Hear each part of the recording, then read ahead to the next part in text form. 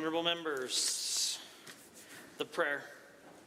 Lord, the God of righteousness and truth, grant to our King, to his government, to members of the Legislative Assembly, and to all in positions of responsibility, the guidance of your Spirit.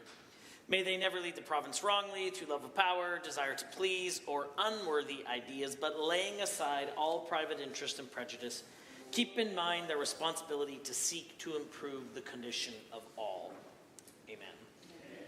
Honorable members, as it is our custom, we pay tribute to members and former members of this Assembly who have passed away since the last time we met.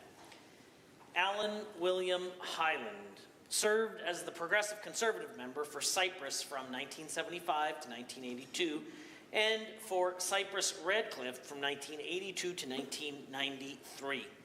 For 5 successive terms, he served the government of Alberta. He was appointed the Deputy Whip in 1992. A farmer, a school bus operator, was born in Medicine Hat and raised in Bow Island. Mr. Highland's public service career began with the Bow Island Town Council in the early 1970s before entering provincial politics. After his years as a member of the Assembly, he returned for another 23 years to Bow Island Town Council as mayor from 1998 to 2010 and councillor from 2010 to 2021. Mr. Highland described 2 of his proudest achievements in politics as establishing the Palliser Economic Partnership and his work expanding family and community support services province-wide. Mr. Highland passed away on June 24th, 2024 at the age of 78. In a moment of silent prayer or reflection, I ask that you remember Alan Highland as you may have known him.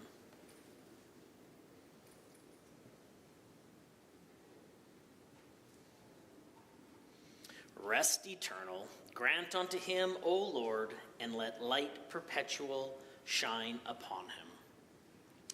Honorable members, it being the first sitting day of the week, we will now be led in the singing of our national anthem by Ina Hutchinson. I invite you to participate in the language of your choice.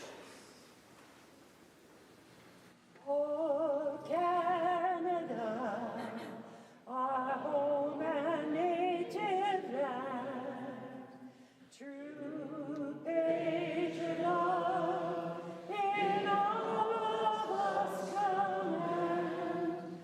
With glowing hearts we see thee rise, the true north strong and free. From far and wide, oh Canada, we stand on guard for thee. God keep our land glorious and free. Oh Canada, we stand on guard for thee. Oh Canada, we stand on guard for thee. Honorable members, the land acknowledgement. The Legislative Assembly is grateful to be situated on Treaty 6 territory. This land has been the traditional region of the Métis people of Alberta, the Inuit, the ancestral territory of the Cree, Dene, Blackfoot, Saulteaux, Iroquois, and the Nakota Sioux people.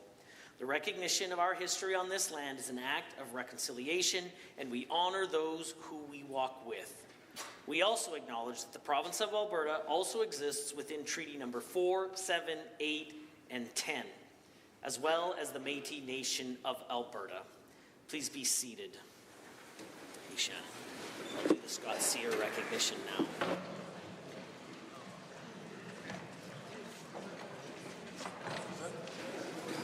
Honorable members, before we get any further into the daily routine, I wanted to take a moment and recognize a special occasion today. It is the 5th anniversary of service for the Honorable Member for Bonnyville, Cold Lake, St. Paul in this chamber. The member and I were both elected together for the first time in May of 2015. Accounting for a short break in service, he has served over 5 years in the Assembly as of June 17, 2024. As of today, the Honourable Member for Bonnyville Cold Lake St. Paul has served 1,968 days in the Assembly. The Honourable Member has served this Assembly for 5 years with dignity, courage, and strength, and I invite him now to come and be recognized for his 5 years of service.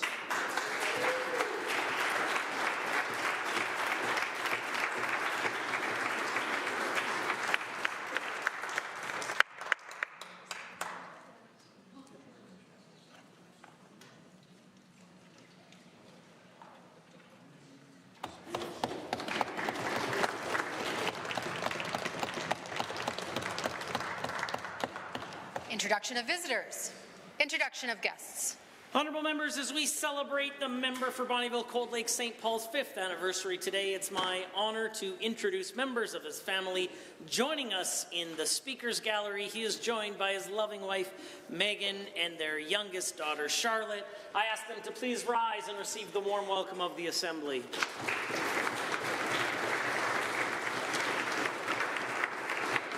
Also joining us in the Speaker's Gallery today is our anthem singer, Ina Hutchinson from Louisiana in central Alberta, where she and her husband ranch, and she takes pride in raising orphan calves. Ms. Hutchinson has been singing since her childhood and is currently a member of the Pine Lake Singers. She is joined today by her husband, Don.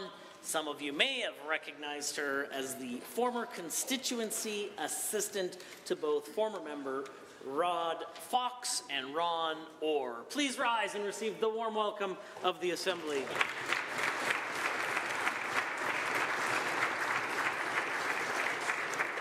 And lastly, honourable members, guests of the Speaker, it's my pleasure to introduce members of the public service joining us today in the gallery. They are participating in a full-day public service orientation program which explores the legislative, budgetary, and committee processes, enabling each participant to apply their knowledge to their role in the public service. Please rise and receive the warm welcome of the Assembly.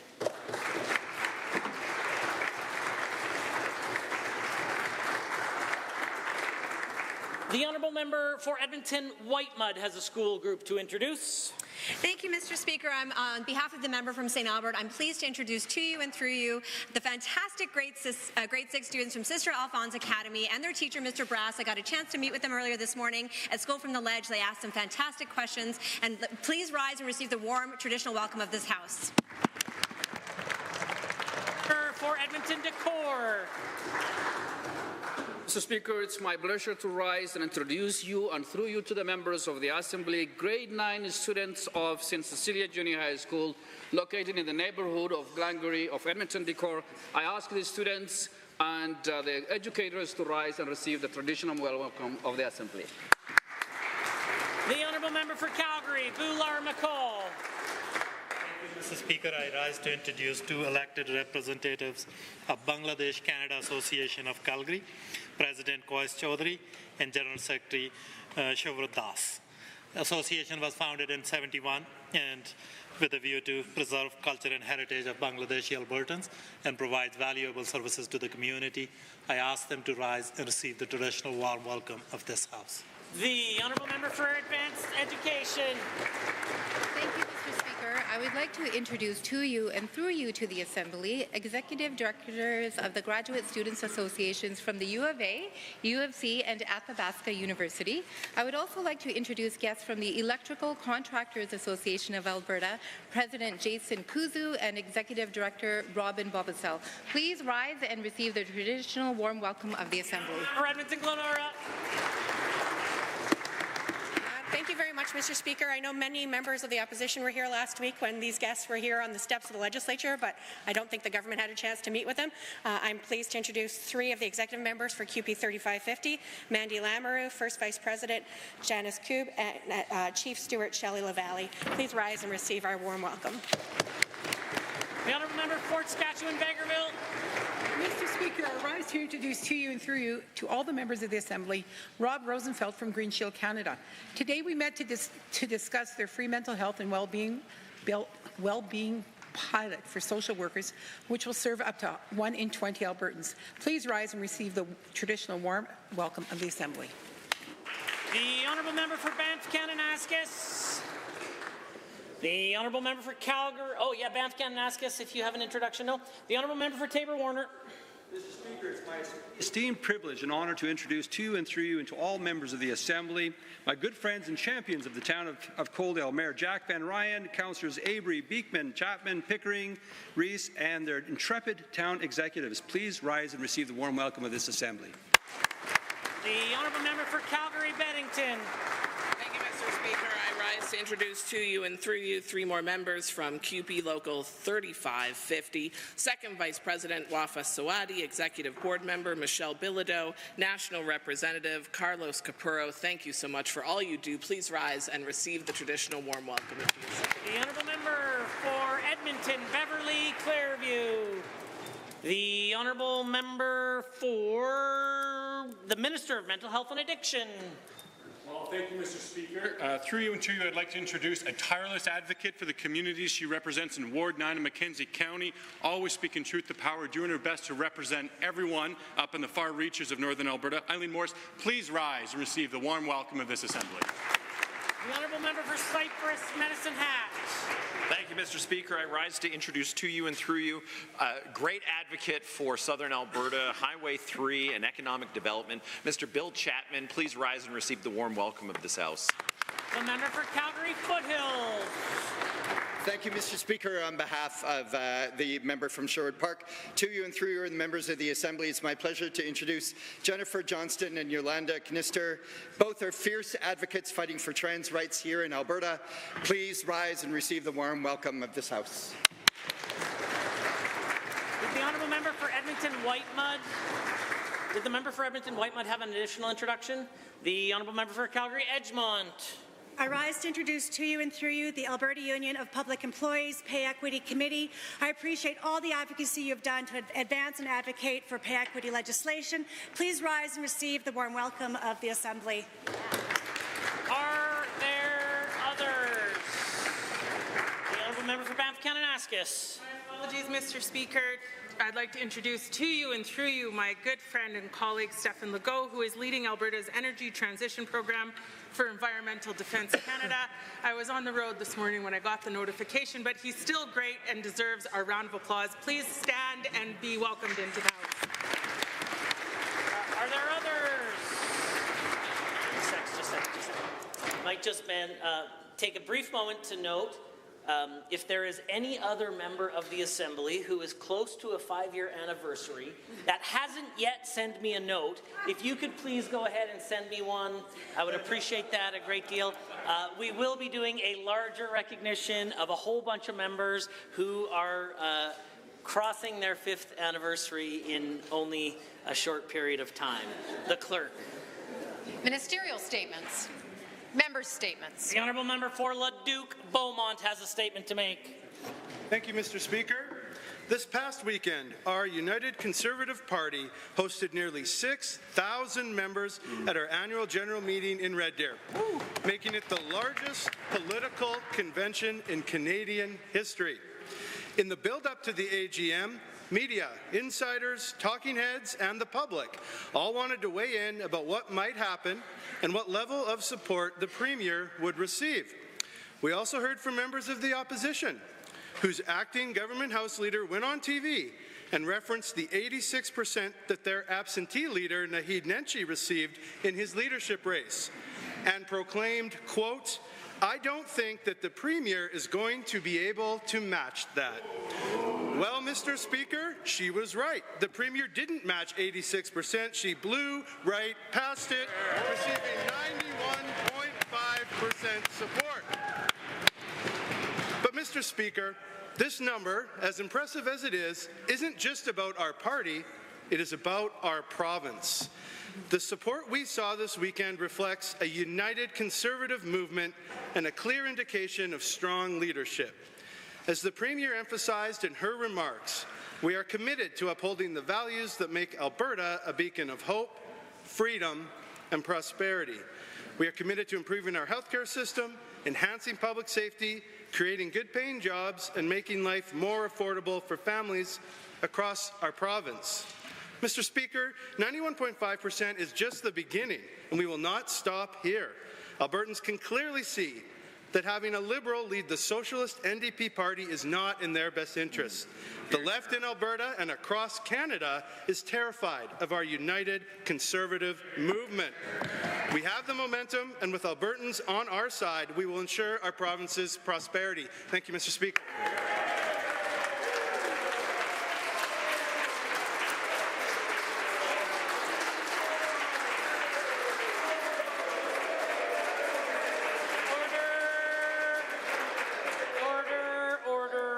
The honourable member for Edmonton West, Henday is next. Mr. Speaker, I rise today to acknowledge Murray Sinclair, who passed away this morning at the age of 73. We lost a giant today, someone who stood for justice, truth, and reconciliation his entire life, someone who made Canada a better, stronger place through his work and advocacy. As a student, he advocated for Indigenous communities and businesses. He fought for Indigenous tenants in provincial housing. He became a lawyer and a judge, the first Indigenous judge appointed to the Court of Queen's Bench of Manitoba, showcasing the belief and love of justice that would make up so much of his life. As a judge, he fought against systemic racism in the justice system, and he fought for the protection of children.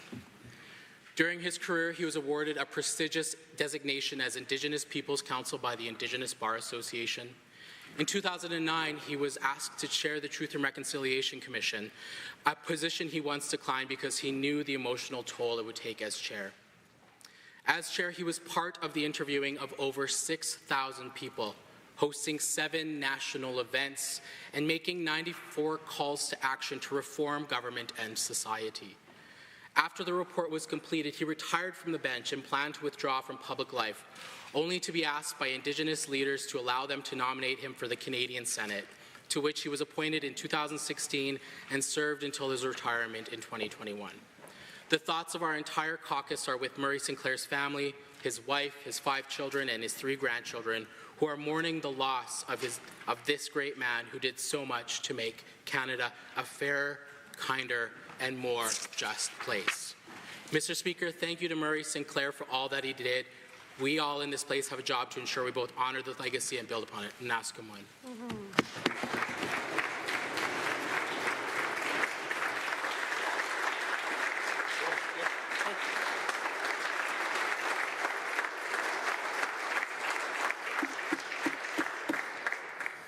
The honourable member for Taber-Warner. Mr. Speaker, on behalf of all Albertans, I want to wish our American neighbours to the south the best of luck as they head to the polls tomorrow. Elections are a fundamental part of democracy, and we know a core strength of any nation lies in its people's ability to exercise their right to shape their future. I'm also pleased to say that our Premier, fresh from receiving resounding 91.5% support from United Conservatives, is in an even stronger position to build cross-border partnerships. The relationship between Alberta and the United States is built on shared values, mutual interests, and a long history of friendship.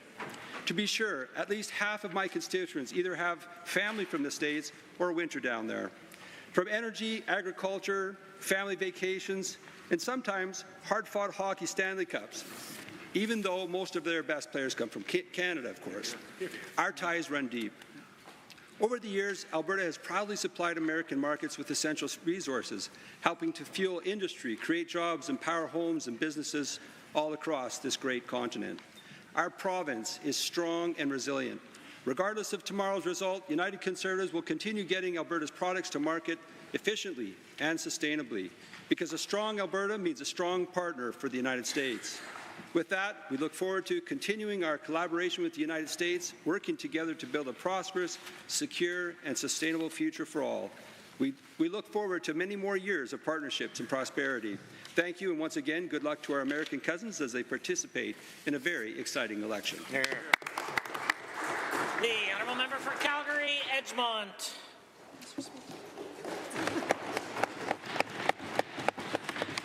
Mr. Speaker, Speaker, recently I had the opportunity to sit and watch some television. I watched Cindy excitedly became a new career as an aide in a senior's home. The gleam of joy in her eyes as she embarked on this respectable career.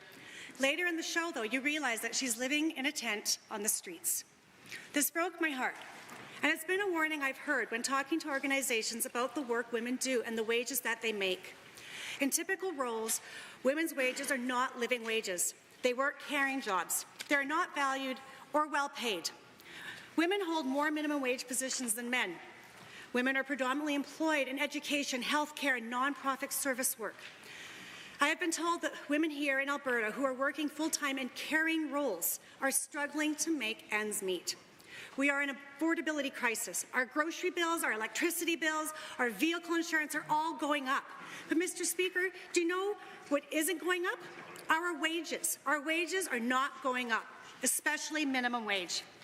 Equal pay for equal work is an equal value. It was recognized as a fundamental right in Canada in the mid-1980s. Last week, I had the opportunity to meet with the Alberta Union of Provincial Employees Pay Equity Committee to discuss pay equity. I appreciate all the advocacy that they have done to advance and advocate for this type of legislation. It is disappointing to hear that none of the UCP ministers were willing to sit down with the AUPE committee. They are here in the gallery, though, right now, and I'm hopeful that any of these ministers will meet with them today. It is a missed opportunity to learn more about equitable compensation practices and current inequalities. In 2024, the AUP is still struggling for legislation for pay equity here in Alberta and continues without end in sight. We need to have compensation for women's wages fairly to ensure equal pay for equal work. The honourable member for... I take that back. The time is now 1:50, and that makes it oral question period. And the leader of His Majesty's loyal opposition has question 1.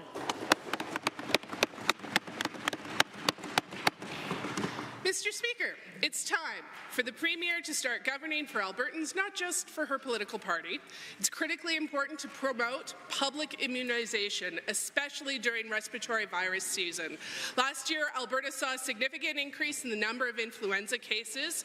A simple thing that the Premier can do, which I don't think I've seen her do so far, is promote public health by taking a photo of getting a flu and COVID shot. When is the Premier getting her flu and COVID shots, and will she personally promote getting vaccinated this fall? The Honourable the Premier. Well, thank you, Mr. Speaker. I didn't know the member of the leader of the opposition wanted to moonlight as my family doctor.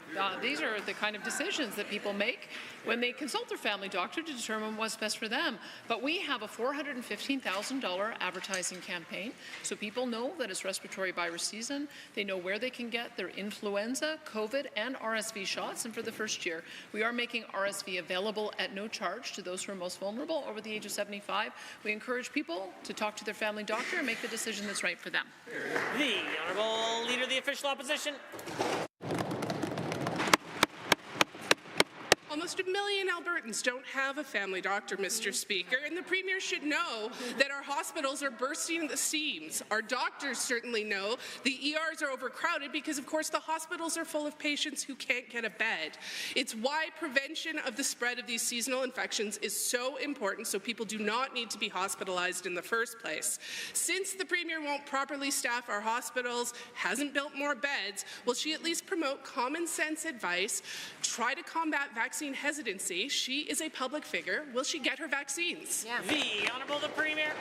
Thank you, Mr. Speaker. Actually, the overall budget we're running is $425,000, and I'm not sure why it is that the members opposite, when they were in power, they actually reduced the advertising budget for immunization campaigns down below $100,000 per year. Not very responsible, Mr. Speaker. So we now have it at $425,000, so people know they could go to their family doctor. They can go to their pharmacist as well, because we are so proud to be the leading province when it comes to allowing pharmacists to practice in their full scope of medicine. So go to a family doctor, go to your pharmacist, or go to an AHS clinic, Mr. Speaker. The Honourable Leader of the Opposition. And so my question, Mr. Speaker, is as the Premier of this province, will the Premier be going to her family doctor, to a pharmacist, getting a vaccine, and promoting that to all Albertans? Because it seems like the best the UCP government can do is to tell people that vaccines are available. But they can't even get these vaccines to doctors' offices. They failed to sign the contract for the delivery truck. And in their master reorganization of healthcare, she promised that would solve all problems. She hasn't found a place for public health to report to. Will she get her shot? Will she promote vaccines? I might just remind the Leader of the Official Opposition that question period is to be used to ask questions about government policy. I didn't hear much of a question specifically about government policy in such a question, but if the Premier wants to answer, she's welcome to do so. Thank you, Mr. Speaker. In case anybody does not know, and I think the vast, probably all Albertans know that immunizations are always available in the fall. We have got COVID, influenza, and RSV at no charge for those over age 75. Currently, immunizations are available at approximately 1,600 community pharmacies and about 150 Alberta Health Services public health clinics across the province. That's where over 97% of Albertans access vaccines at one of these locations. I encourage people to talk to their medical professionals and make the decision that's right for them. The Honourable the Leader of the Opposition for her second set of questions. Mr. Speaker, government should never punch down on its most vulnerable citizens, but this government's anti-trans bills attack the human rights of trans Albertans. On Saturday, thousands of Albertans rallied to denounce this legislation. Or as our leader, Naheed Nenshi, said, quote, "I hope it was worth it for the Premier to turn her back on Albertans and even on her former self when she used to defend gender and sexually diverse people," end quote. Why does this Premier ignore the pleas of Albertans to stop this hurtful transphobic agenda as they strip freedoms and make the province less safe? Yes. The Honourable the Premier. Thank you, Mr. Speaker. I've always cared deeply about LGBTQ plus youth and adults, and we support them through a variety of programs.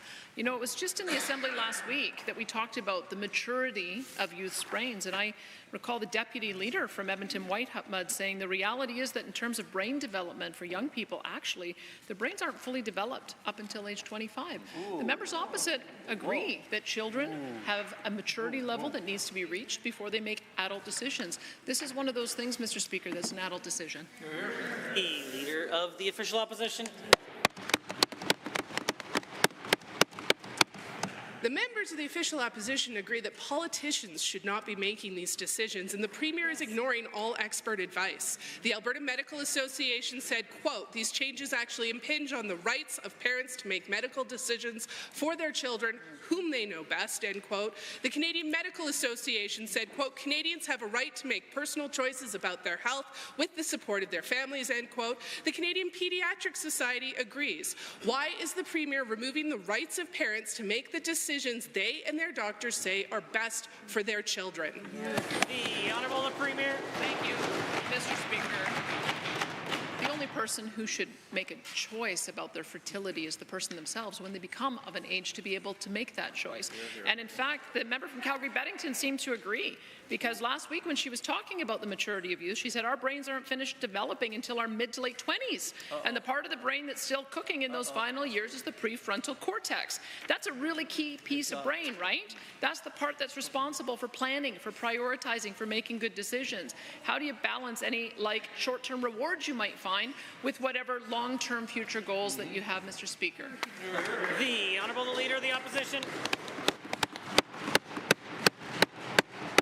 Mr. Speaker, Albertans do not want politicians to make their medical decisions for them, especially one that obviously doesn't trust parents and children and their doctors to work together to figure out what makes the most sense for them. In the 9 months since the Premier laid out her plans for this toxic legislation, she's failed to consult with anyone except those who already agree with her. Curling Canada and Curling Alberta were not consulted. Boxing Canada says no one called them. And Canada Soccer says this plan is exclusionary and void of facts. When the media asked the Premier who exactly they consulted, she refused to say. Why did she fail to consult with the impacted organizations and experts? The Honourable the Premier. Thank you, Mr. Speaker. We got a bit of an expert view last week in the legislature when we were hearing about the maturity of youth and making decisions. In fact, the MLA for Calgary-Acadia also agreed. She said We know that brain development continues well into the 20s. It remains that the young person's brain continues to develop critical areas during this period. For example, the area of the brain responsible for decision-making, impulse control, and the ability to reason is very slowly maturing during this time. Mr. Speaker, we all agree on this side of the House and on that side of the House, kids have to be kids and they make adult decisions as adults. The order, the honourable member for Edmonton Millwoods.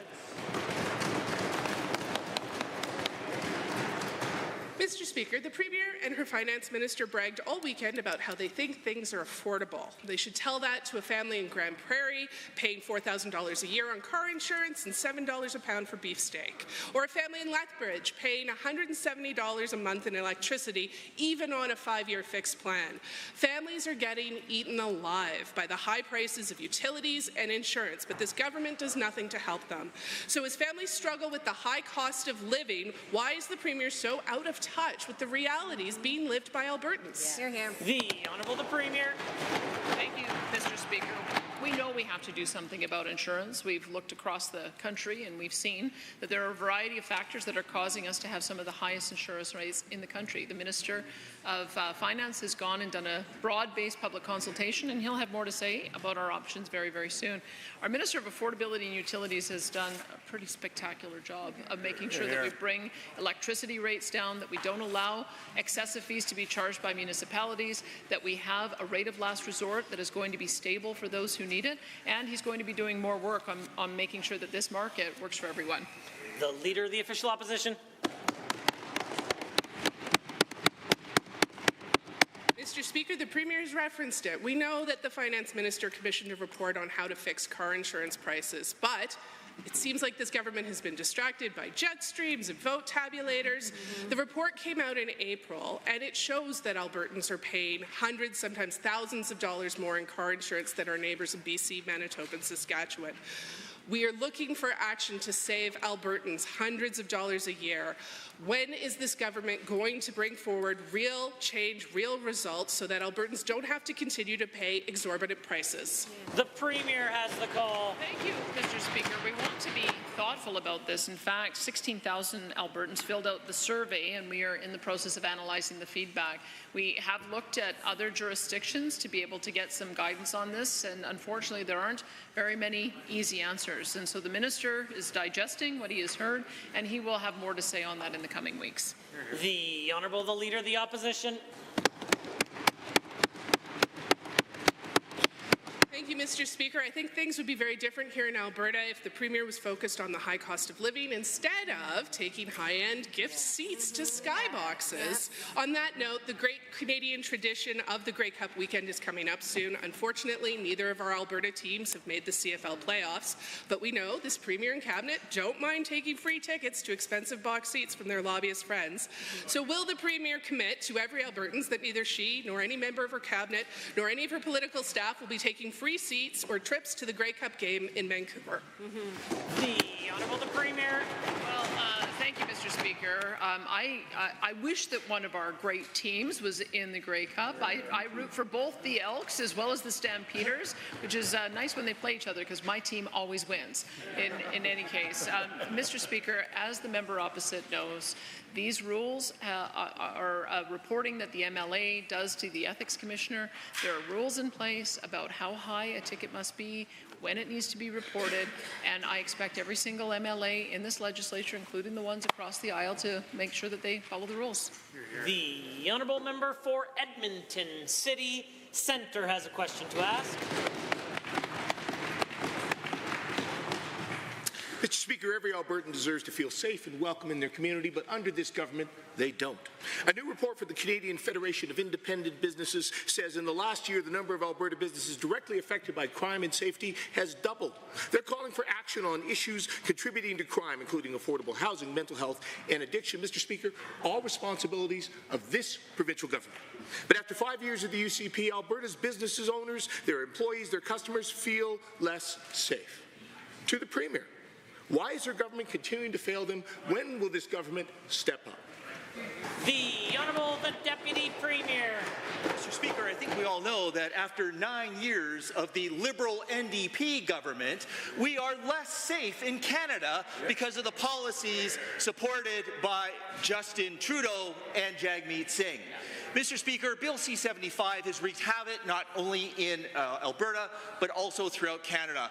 Well, one thing the Liberal NDP government has done is united all provinces across this great nation to say no to Justin Trudeau and no to the NDP.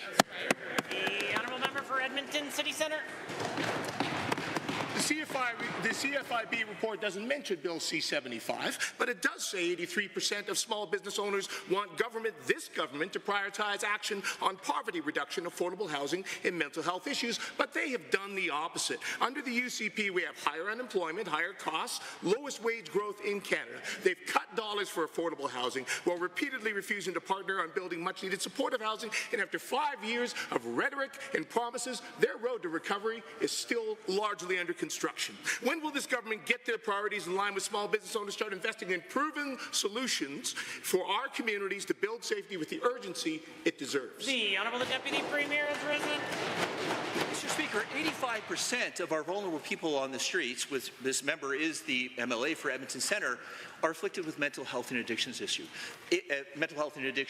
That's why, Mr. Speaker, we have embarked on the recovery-oriented system of care, something that's not only recognized right here in Alberta, with the exception of the NDP, but is recognized across Canada and internationally. It is known as the Alberta model. Mr. Speaker, if the NDP had their way, they would keep people in pain and suffering throughout this province, Mr. Speaker. We're not going to go down that path. We're going to help people to make sure they get off the streets into a path to recovery.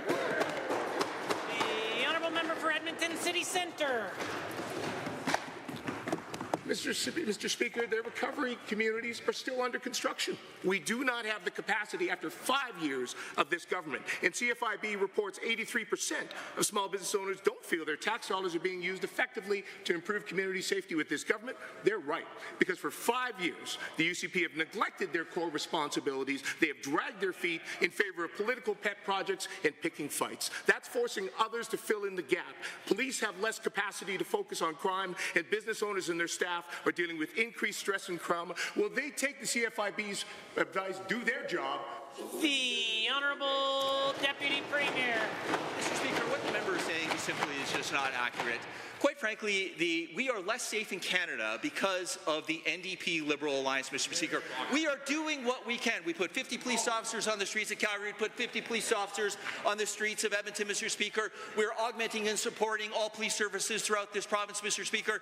We're making sure that we have electronic monitoring because we know that the NDP, if they had their way, no one would be in custody, Mr. Speaker. So we are trying to protect small businesses. We are trying to make sure that people have had the adequate resources to keep Albertans safe, and we're going to continue to do that. The honourable member for Edmonton Southwest.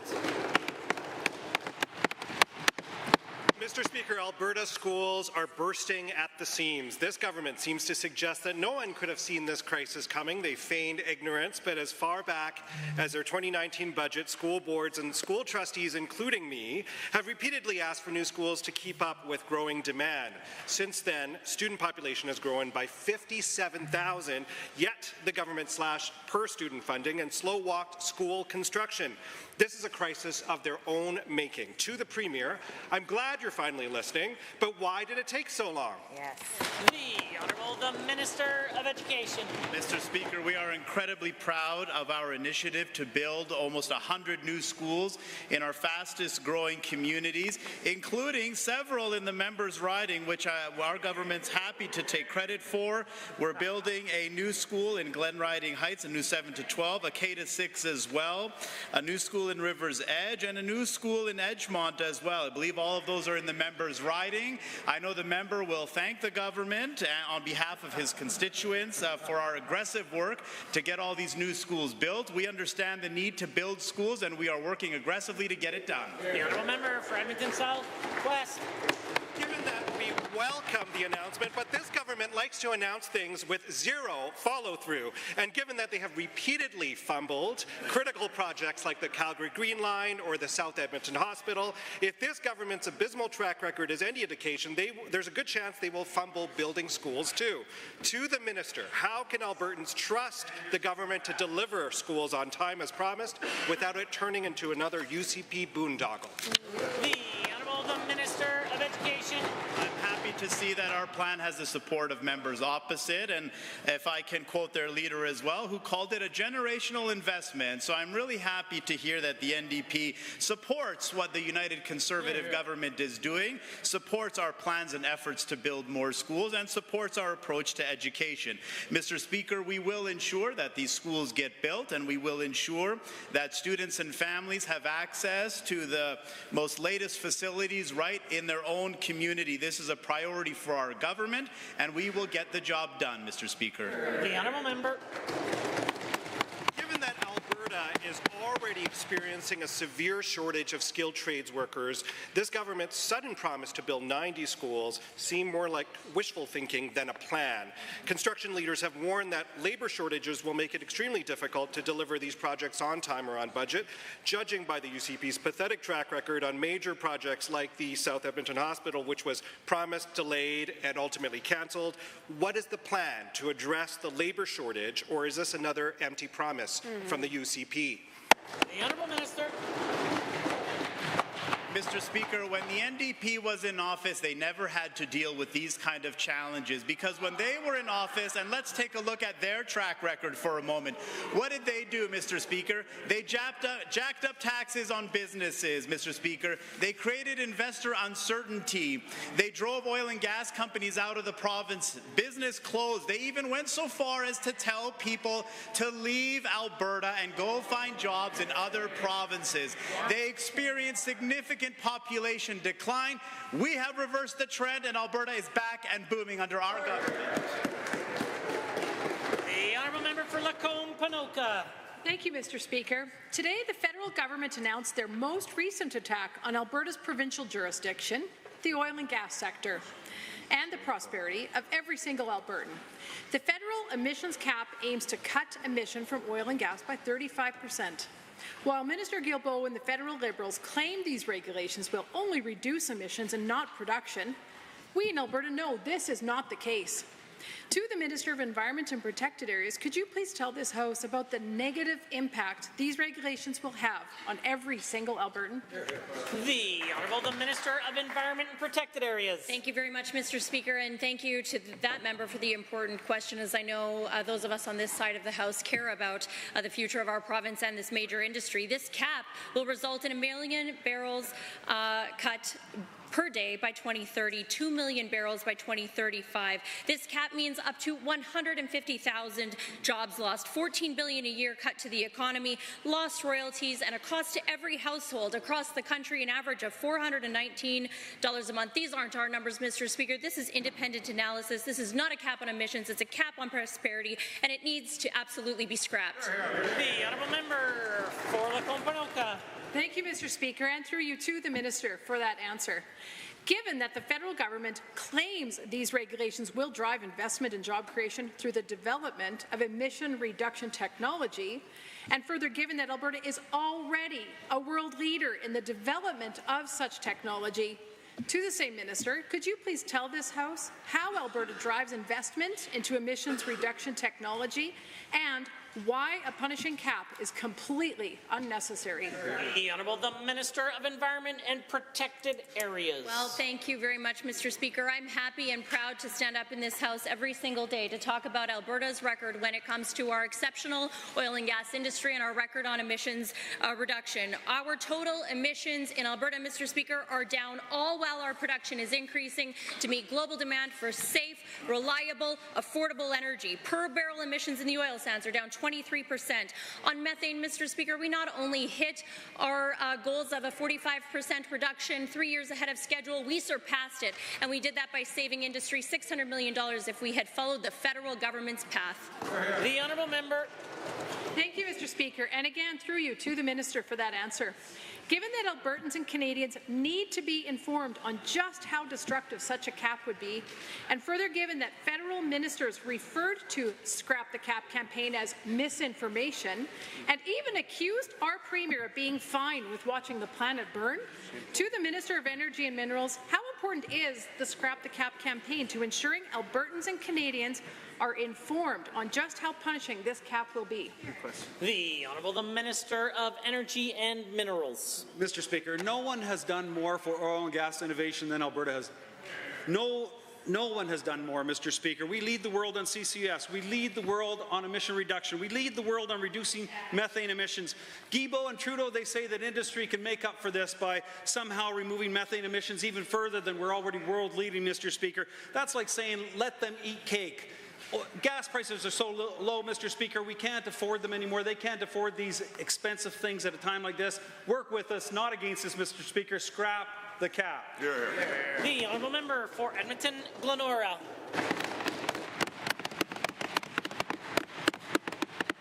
Mr. Speaker, 378 days ago, the Health Minister sat down with the then President of the Alberta Medical Association. They agreed to develop a new funding model expeditiously. They really needed to focus on family medicine. Since then, many doctors have closed their doors.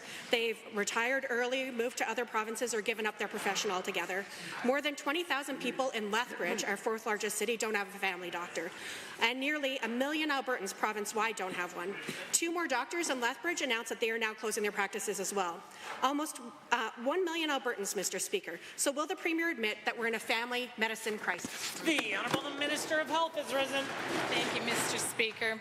As of September 30th of 2024, there are 12,126 physicians registered in Alberta, Mr. Speaker. When I first started just over a year ago, there was only 10,500, just shy of 10,600 physicians, Mr. Speaker, of which there has been an increase of 4.7% just in 1 year alone in family medicine, Mr. Speaker. So we have an increase of 262 family physicians. We agree there are some hot spots and we're continuing to work on it. The Honourable Member for Edmonton, Glenora.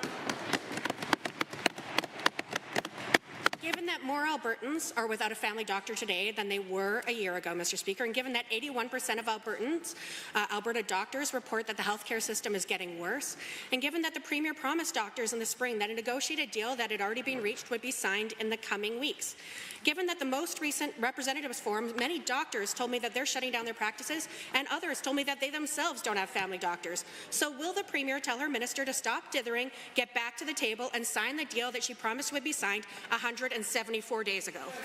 The Honourable Minister of Health. Mr. Speaker, again, the members opposite continue to provide fear to the general public. We continue to work with the Alberta Medical Association.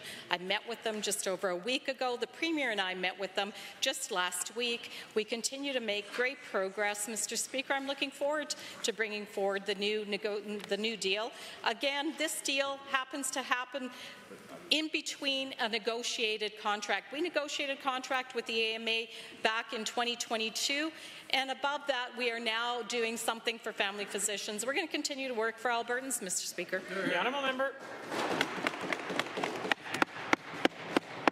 Given that over a year ago the minister acknowledged that the system was broken, that she needed to work quickly to fix it, given that 174 days ago the Premier acknowledged that an agreement had been reached and would be signed very soon in the weeks to come, she said, Mr. Speaker, is it any wonder that legal groups like our partners here from QP 3550 don't have faith in this government to follow through on things they've agreed to? When they, in fact, Mr. Speaker, acknowledged that there was a crisis a year ago, the minister won't acknowledge it today. 174 days ago said they'd sign a contract they already agreed to, and no wonder why people are losing faith in this government. Why should we have any faith that they'll be there to follow through? The Honourable Minister of Health. Thank you, Mr. Speaker. The member opposite continues to provide, as I said, fear out there. We're working to solve real issues.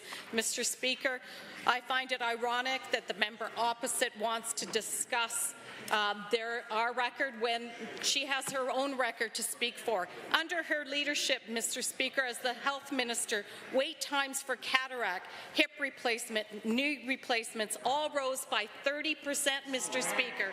30%. 30%. Why doesn't she speak to why they left it in such a mess? The order, the honourable member for Edmonton Decore. Mr. Speaker, the government has the responsibility to pay taxes to municipalities on provincial properties. Edmonton alone is owed $90 million. When the Premier was asked this weekend, she simply said, "We would take the request for payment into account. Albertans deserve a government that supports municipalities rather than one that bullies them." So will the Minister answer today why this government refuses to pay its taxes in full on provincial properties? The Honourable the Minister of Municipal Affairs has the call. Unfortunately, Mr. Speaker, we have another member from across that doesn't know what the rules are. In fact, that member and all members over there should know governments in Canada don't pay taxes to other orders of government. That's how it is in Canada constitutionally. So, Mr. Speaker, when the member across does his homework, I'll be happy to hear a question. The Honourable Member for Edmonton Decore. Given that we are joined in this House today by members of rural municipalities of Alberta, and given that small municipalities know all too well just how difficult it is to manage tight budgets, and given that the oil and gas industry owes significant amounts of money to small, mid-sized municipalities in unpaid property taxes, will the Minister explain the timelines for ensuring these municipalities get the money they are owed, both from the province and from the industry? The Honourable Minister of Municipal Affairs. Well, Mr. Speaker, as members and municipalities, particularly rural ones across Alberta, know, we've made quite a bit of effort with them. We've put in place a rule where the municipalities can sue the board members of the oil companies. We put in directives through my colleague, the Minister of Energy, to make it harder for energy companies that haven't paid their taxes to transfer wells. And yet the problem persists, Mr. Speaker, not with the majority of the energy industry, but a small percentage of foreign-owned companies, and we will not stop till we get it done. The Honourable Member. Given that the Minister calls it small, given that in 2022 there were $268 million owed in property taxes to rural municipalities by all oil and gas companies, and given that the solution to this problem is quite simple, the government needs to start paying its full share of property taxes, and the AER needs to prohibit companies with outstanding lease and property taxes from operating until their debts are settled. Will the Minister take an action? The Honourable Minister of Energy. Mr. Speaker, most companies pay their taxes. In fact, if you look at the amount that has been unpaid over the last few years, Mr. Speaker, it's very minuscule compared to the big picture and how much tax revenue municipalities have received. But I have been clear, Mr. Speaker, as Minister of Energy, I have told municipalities directly that if they have an issue with a particular company, to write to me, to let me know that that company's not paying their taxes, that they're not performing as they should. And Mr. Speaker, we will take steps to end that situation. But I have not received one letter yet, as far as I'm aware, Mr. Speaker. So please, if they want to work with us, we're there to work with them, but we need to work together. The Honourable Member for Grand Prairie. Well, Mr. Speaker, Alberta's economy is the strongest in the country and will remain so under this government. Mr. Speaker, the NDP Trudeau carbon tax is driving up the cost of everything, including fuel, food, and home heating. This is unacceptable during Alberta's cold winters. No one should have to choose between heating and eating. Albertans are looking for real relief from the current spending and inflation crisis brought on by the NDP Trudeau coalition and their carbon tax. Could the Minister of Affordability and Utilities please outline what our government is doing to help ease electrical bills for Albertans? The Honourable the Minister of Affordability and Utilities. Thank you, Mr. Speaker, and to the member for that great question. Our UCP government is modernizing our electricity system to be affordable, reliable, and sustainable for generations to come. We're working to tackle every part of the system, from generation and transmission to distribution and other fees on bills. This includes new changes for local access fees, which will save Calgarians over $30 million on their bills this coming year, and improvements to the rate of last resort. This is for Nate Horner. The Honourable Member for Grand Prairie. Thank you, Mr. Speaker. Given that our government has retooled the electrical system that the NDP destroyed during their government by ripping up contracts worth billions of dollars, putting the payout of the broken contracts onto the Albertan taxpayers and causing rates to go up, and given that electrical rates were slashed in half by new market rules under our United Conservative government this past August, could the Minister of Affordability and Utilities please explain what this government has done to accomplish these new market rules and how these changes are making life more affordable for Albertans? The Honourable Minister. Thank you, Mr. Speaker. Alberta's electricity system has undergone significant changes since it was first designed 3 decades ago. The NDP didn't account for how renewables would impact the system when they recklessly rushed the coal phase-out, leaving Albertans to pay billions of dollars and making our grid and power prices as volatile as the weather. While our government is working to restore balance in the system, we have implemented temporary rules that have resulted in Alberta's electricity prices going down by 36% per year over year, according to the latest CPI data. The Honourable Member for Grande Prairie. Thank you, Mr. Speaker. And given that our utilities are becoming more affordable and dependable, and given that our government is looking into innovative solutions to further protect the sustainability of Albertans' electrical grid, including proactive distribution planning, energy storage options, on-site generation, along with the world's cleanest natural gas, could the Minister of Affordability and Utilities please explain to this House how we are protecting Albertans from future electrical brownouts? Well, Minister. And Mr. Speaker, as I've mentioned, we're making changes to make the power grid more affordable and reliable. We're restructuring Alberta's electricity market to be a day-ahead market, which means power commitments will be locked in to meet demand 24 hours ahead of time. While we're working on the long-term detailed design, we've implemented the temporary supply cushion regulation, which ensures that the grid operator can bring the baseload power online that is needed when it's needed. The Honourable Member for Calgary Elbow. Mr. Speaker, I spent last week on the phone with many of my constituents regarding school overcrowding. For family across Calgary Elbow, in Altadore, Mount Royal, Windsor Park, and Elboya, school boundaries are changing and families are looking at friend groups being broken apart. It's not the Calgary Board of Education's fault. It's the fault of this government that Place Alberta is calling billboards across the country and then failed to provide the most basic requirement of a growing population, school funding. Why has the minister let school overcrowding get to this point? The Honourable the Minister of Education. Well, Mr. Speaker, as I mentioned earlier, when the NDP was in office, they didn't have these issues because they drove people out of the province. They increased taxes on businesses. They drove out oil and gas investment. They actively told Albertans to leave the province and go somewhere else, and we saw population decline and decrease and decrease. Our United Conservative government has worked hard over the last 5 years to restart the Alberta economy, restart the Alberta advantage, and make Alberta a place of opportunity again, and we're proud of our work there, Mr. Speaker. The Honourable Member for Calgary Elbow. Mr. Speaker, given that I'm actually asking on behalf of my constituents for what they can do now, because given that there's 17,000 new kids and there's only one school under construction in Calgary, in the public system, and given that Alberta has the lowest per student funding in the country, that's right, the very lowest, absolute bottom of the barrel and highly reluctant funding for our kids and our future. What does this minister have to say to my constituents who have kids without the school support that they need in order to thrive? The Honourable Minister of Education. Mr. Speaker, I would say that our government is investing in education. Just this past July, we invested $125 million in additional operating funding to make sure that our school boards have the funding that they need. But the member stated something that's incorrect, so I want to correct the record. He said we're building one new school in Edmonton. That's not true. There's construction ongoing for the modernization of the Diefenbaker High School. There's construction underway for a new school in Nolan Hill. There's construction underway for an Evanston Middle School.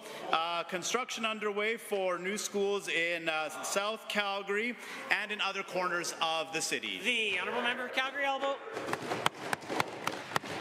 Mr. Mr. Speaker, given that one of my constituents told me, and I quote, "I believe in public schools, but I'm going to have to do what's best for my family," and it looks like he's going to stretch his budget and spend $15,000 per kid to send them to private school. And given this is clearly part of this government's plan to entrench a two-tier education system, one where kids who can afford private tuition can get a high-quality education while everyone else suffers through the lowest per-student funding in Canada. Can the minister explain why this government cares so little about public education? The Honourable Minister. Mr. Speaker, the Calgary Board of Education is requesting the following projects in their Year 1 list.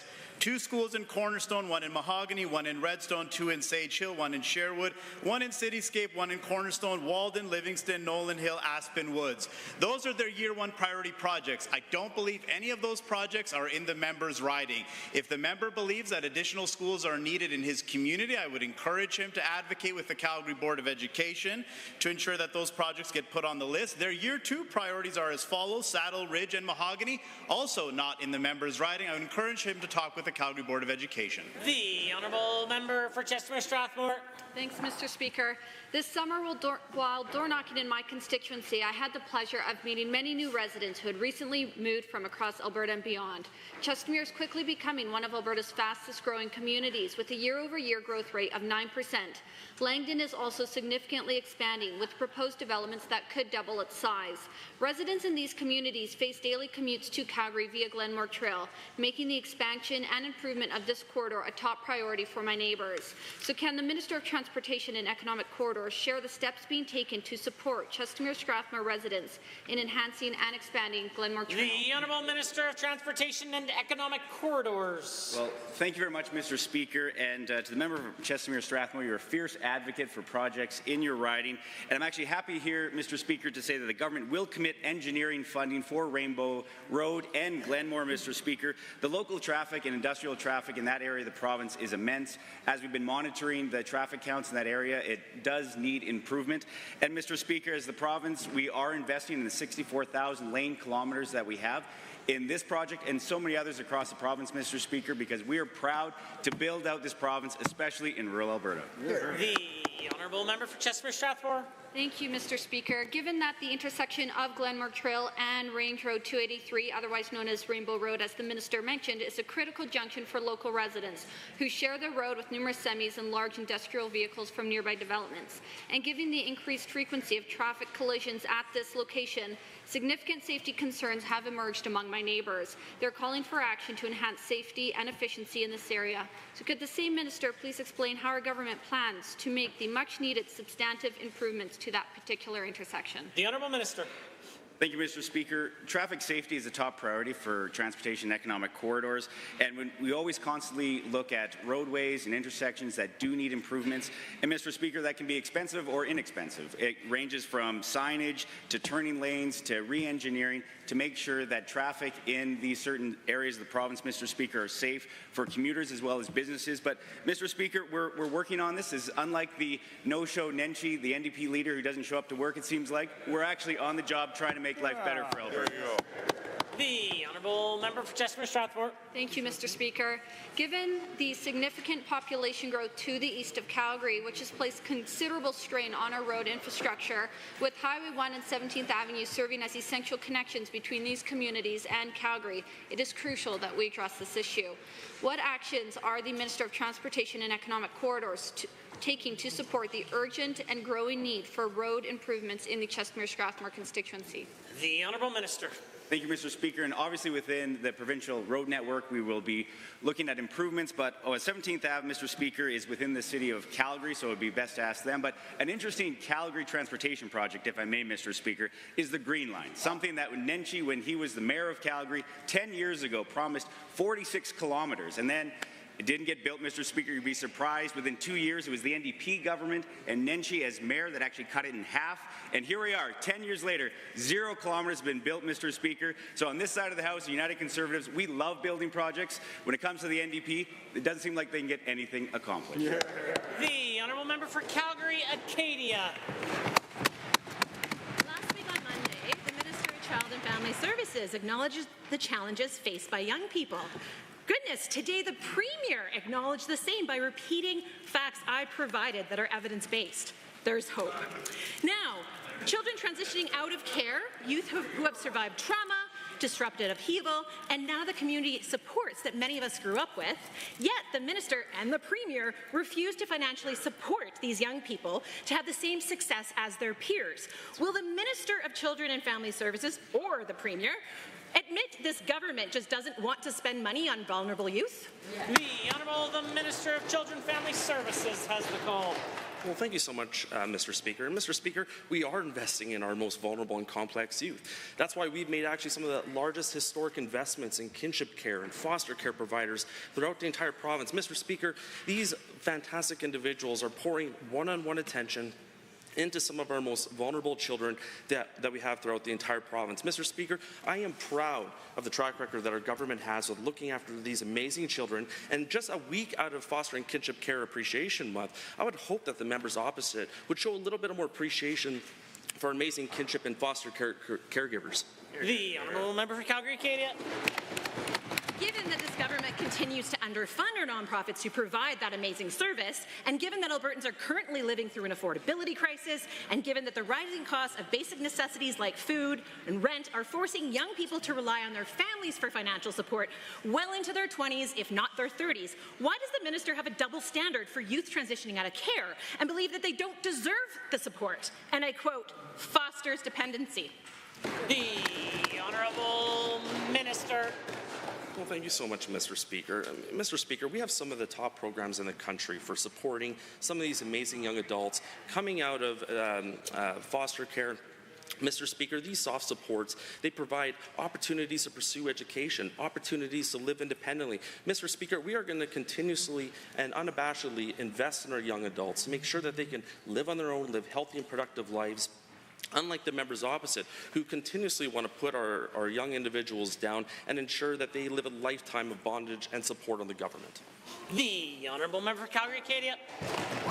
Well, given that was an interesting answer, given that youth transitioning out of care are the legal responsibility of the government of Alberta until they turn 18, and given that in 2023 the OCYA reported 16 youth died shortly after leaving care, continuing the upward trend of records deaths, why won't this UCP government admit they're abandoning their responsibilities to these young people? When will the minister admit that this system is not working?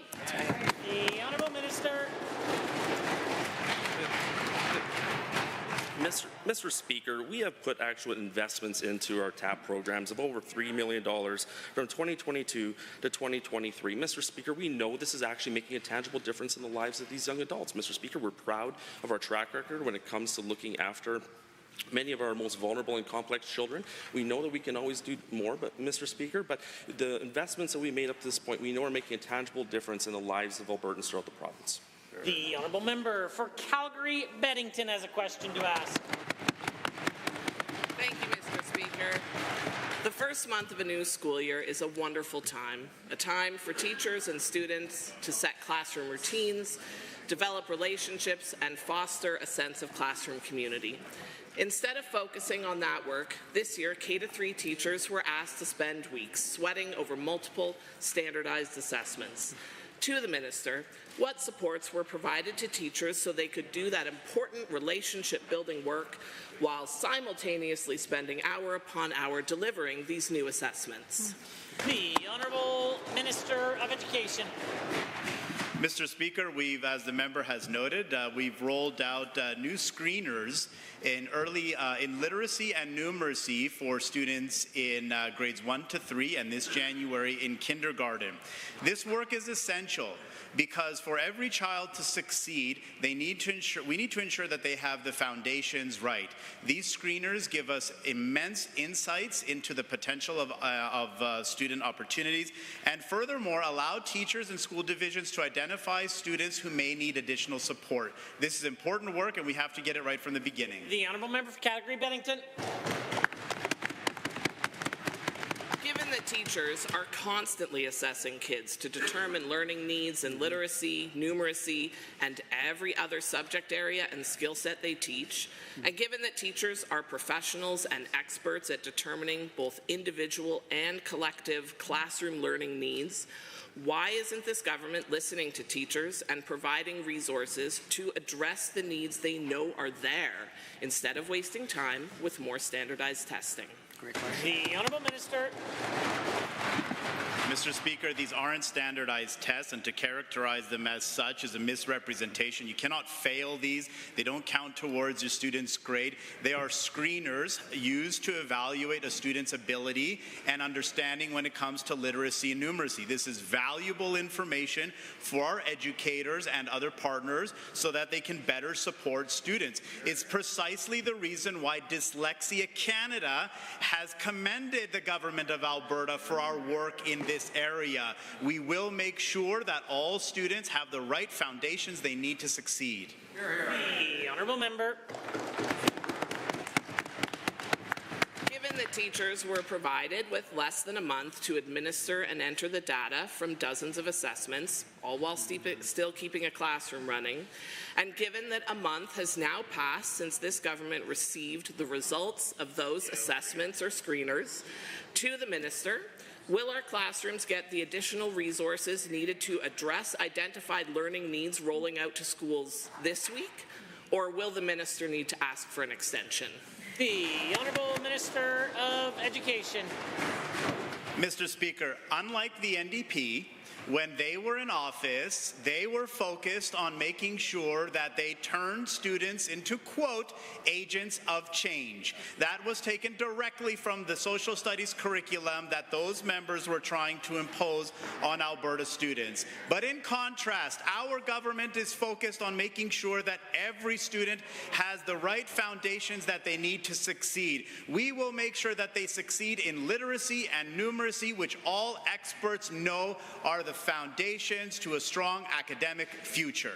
The Honourable Member for West Yellowhead. Mr. Speaker, while some residents of Jasper have returned home following the devastating wildfire that destroyed or damaged around 30% of structures in the town, many other residents are still anxiously waiting. Due to this disaster, countless families and individuals are searching for safe and stable housing during this challenging time.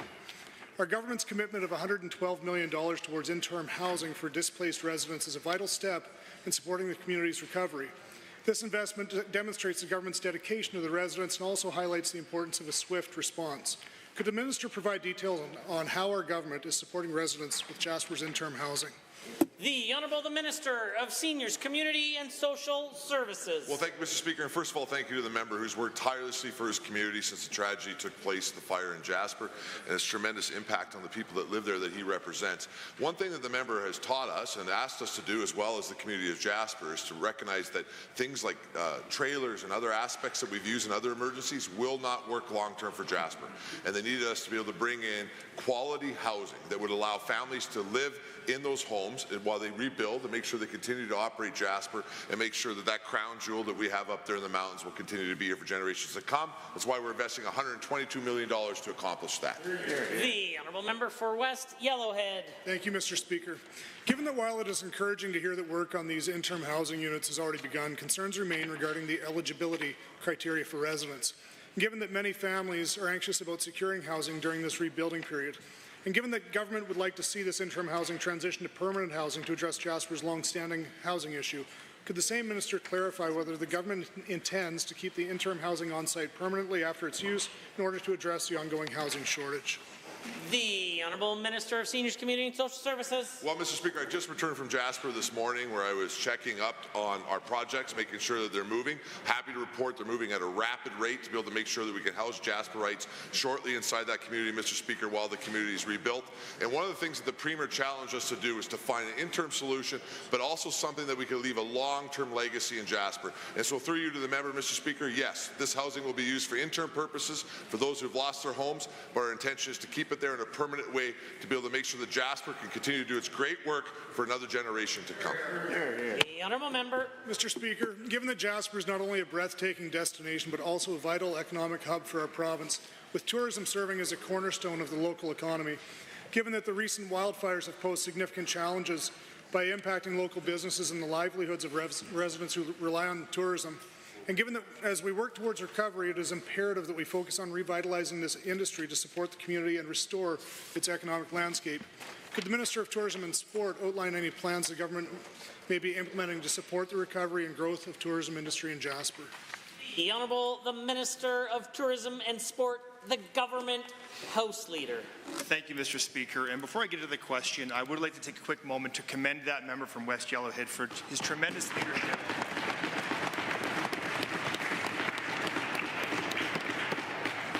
Since this tragedy, that member has been a tireless advocate for the community as we work towards recovery, liaising between businesses and the Town Council and Parks Canada. But our government recognizes the importance of Jasper both as a community and a contributor to our province, but also as a premier tourism destination. And that is why we're committing $2.5 million to help recovery with Tourism Jasper so they can salvage the fall and winter seasons and prepare for the summer next year. Honourable members, the bell that concludes oral question period did not ring today, but the time for oral question period has now concluded. In 30 seconds or less, we'll continue with the remainder of the daily routine.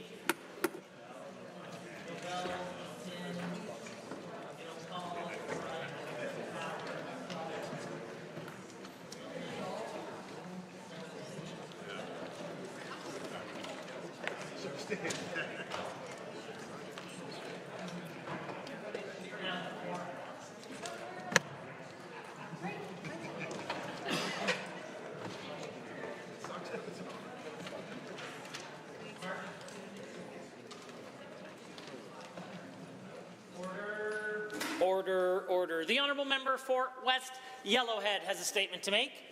Oh, correction, he made it before question period. The Honourable Member for Camrose has a statement to make. Well, thank you, Mr. Speaker. November is Lung Cancer Awareness Month, and I'm happy to speak on behalf of Right to Survive in this House today. Right to Survive is a coalition of the Canadian Cancer Survivor Network, Lung Cancer Canada, and Lung Health Foundation, which have come together to promote lung cancer screening programs in Canada. Lung cancer is one of the most diagnosed cancers across the country and one of the leading causes of cancer deaths in Alberta. Lung cancer has devastating effects on the lives of Albertans, our families, and our communities. This is why it's so important to highlight the crucial value that early detection and access to lung cancer screening have on patient outcomes and survival rates. I want to acknowledge the work that this government has already done to promote survivorship. Just last month, the Minister of Health announced an investment of $1.5 billion for a mobile lung screening program to increase access to these services for rural communities and underserved populations across this province. As part of Alberta's Budget 2024, our government is expanding our healthcare system capacity by hiring more healthcare professionals, including oncologists, at all cancer centres. These investments are tremendous, but at this moment, I want to thank Right to Survive for their incredible work and advocacy. A reception will be hosted by Right to Survive in the Queen Elizabeth II building on November 19th. I hope my colleagues will join me there to learn about and show support for their work. As the number of new cases continues to grow, we need to prepare Alberta's cancer system for the future. All access to cancer screening services ensures that patients are diagnosed in a timely manner and help Alberta lung cancer patients become Alberta lung cancer survivors. I'm proud to be a part of a government which is committed to providing high-quality healthcare services for all Albertans, no matter where they live in the province.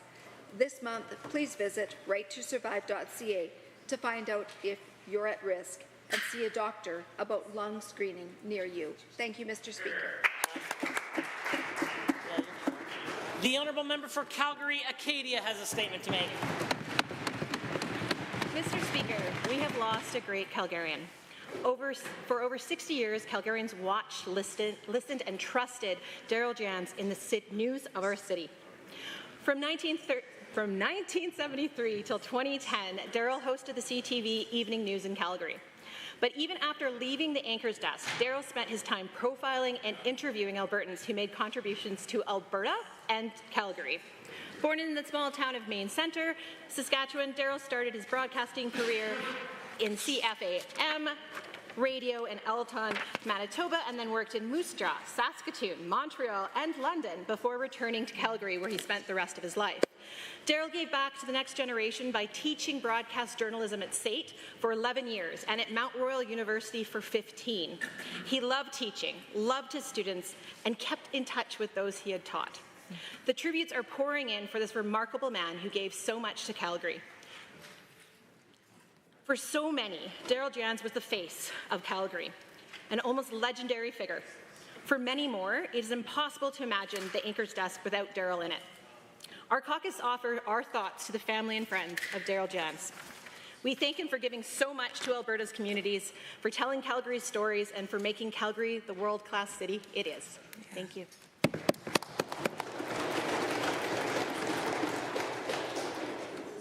Standing in special committees.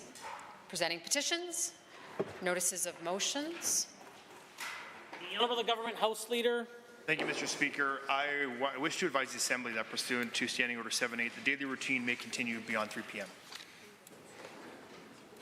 Introduction of bills.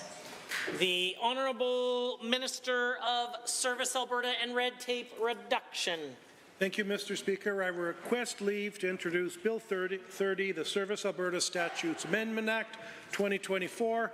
Alberta's government is committed to making life better for Albertans, and my ministry works hard to cut red tape and simplify complicated processes for Albertans. Bill 30 is a win on both fronts. With that, Mr. Speaker, I hereby move first reading of Bill 30, the Service Alberta Statutes Amendment Act 2024. Honourable members, the Honourable Minister of Service Alberta and Red Tape Reduction has moved first reading of Bill 30, Service Alberta Statutes Amendment Act 2024. All those in favour of the motion, please say aye. Aye. Any opposed, please say no. In my opinion, the ayes have it. That motion is carried and so ordered. Bill 30, Service Alberta Statutes Amendment Act 2024 is now read a first time. The Honourable the Minister of Finance, the President of Treasury Board. Thank you, Mr. Speaker. I request leave to introduce Bill 32, the Financial Statutes Amendment Act 2024, number 2. This being a money bill, Her Honour, the Honourable, the Lieutenant Governor, having been informed of the contents of this bill, recommends the same to the Assembly. This legislation includes several changes designed to move forward on some mandate items and would allow us to more effectively meet the needs of Albertans. The Financial Statutes Amendment Act proposes the following changes: introducing alternative finance mortgages. If passed, we would be the first jurisdiction in Canada to make legislative changes so Alberta-regulated financial institutions could offer alternative finance mortgage products. Increasing social benefits and tax system parameters by 2% for 2025. Implementing a new legislative framework that would improve consistency and flexibility as government continues to respond to inflationary pressures. Implementing the electric vehicle tax we announced in Budget 2024. Easing the financial burden on families affected by the loss of a child, and changes that would ensure they receive the Alberta Child and Family Benefit for an extra 6 months after their child has passed. And lastly, some minor technical tax amendments. Mr. Speaker, these changes move the dial further in a positive direction so that we can create positive and sustainable changes across government programs. I'm pleased to move first reading of Bill 32, the Financial Statutes Amendment Act 2024. Thank you.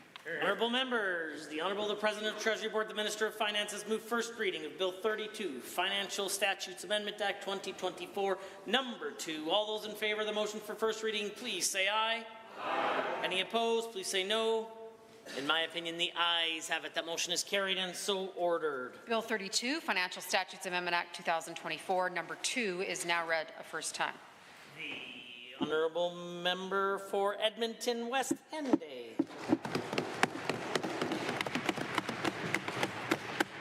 Mr. Speaker, I rise and request leave to introduce Bill 209, the Reconciliation Implementation Act. Before I begin, I'd like to honour the late Senator Murray Sinclair, who this country owes a great debt of gratitude for writing our path forward in Indigenous relations, not only in reconciliation, but also as a country.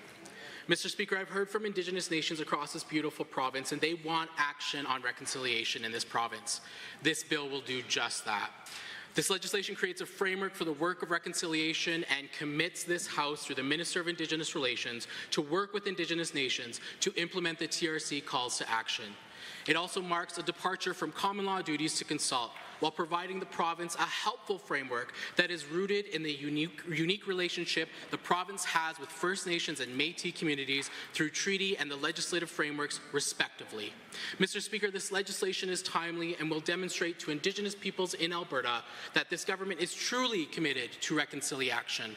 I'm proud to introduce the Reconciliation and Implementation Act, and I hereby move that first reading of Bill 209, the Reconciliation Implementation Act. Exemaga.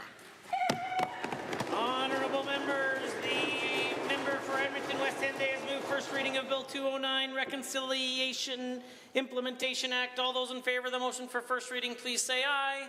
Aye. Any opposed, please say no. In my opinion, the ayes have it. The motion is carried and so ordered. Bill 209, Reconciliation and Implementation Act is now read a first time.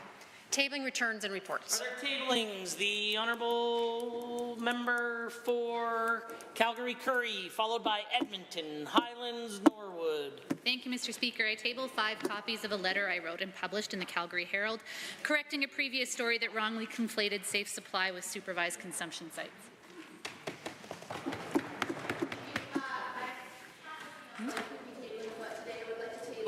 A very important letter that I would love all members of this House to read. It is entitled Alberta Mental Health Professional Statement Condemning the Alberta Government's Anti-2S LGBTQIA+ policy proposals, in which countless professionals from across this province join over 6,000 Canadians mental health professionals who stand in solidarity with this statement that firmly asserts that 2S LGBTQ rights are human rights. Thank you.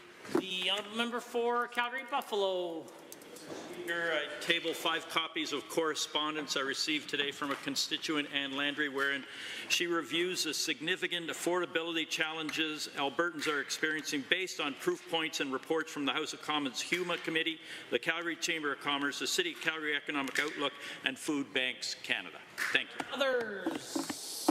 The honourable member for Calgary Foothills. Yep, Mr. Speaker, I stand today in solidarity with our trans community and allies and table another letter from constituent to the Premier, just spelling out with their transgender child who is now 27 and happily married to their high school sweetheart, that denying gender-affirming care creates a situation where children do not feel supported and they feel unsafe.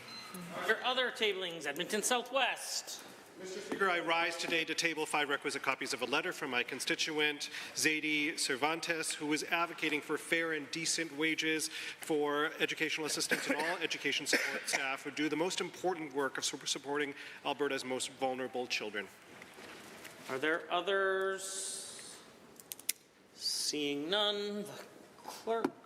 Tablings to the clerk. I wish to advise the Assembly that the following document was deposited with the Office of the Clerk on behalf of Honourable Ms. Schultz, Minister of Environment and Protected Areas, pursuant to the Environmental Protection and Enhancement Act, Environmental Protection Security Fund Annual Report, April 1st, 2023 to March 31, 2024.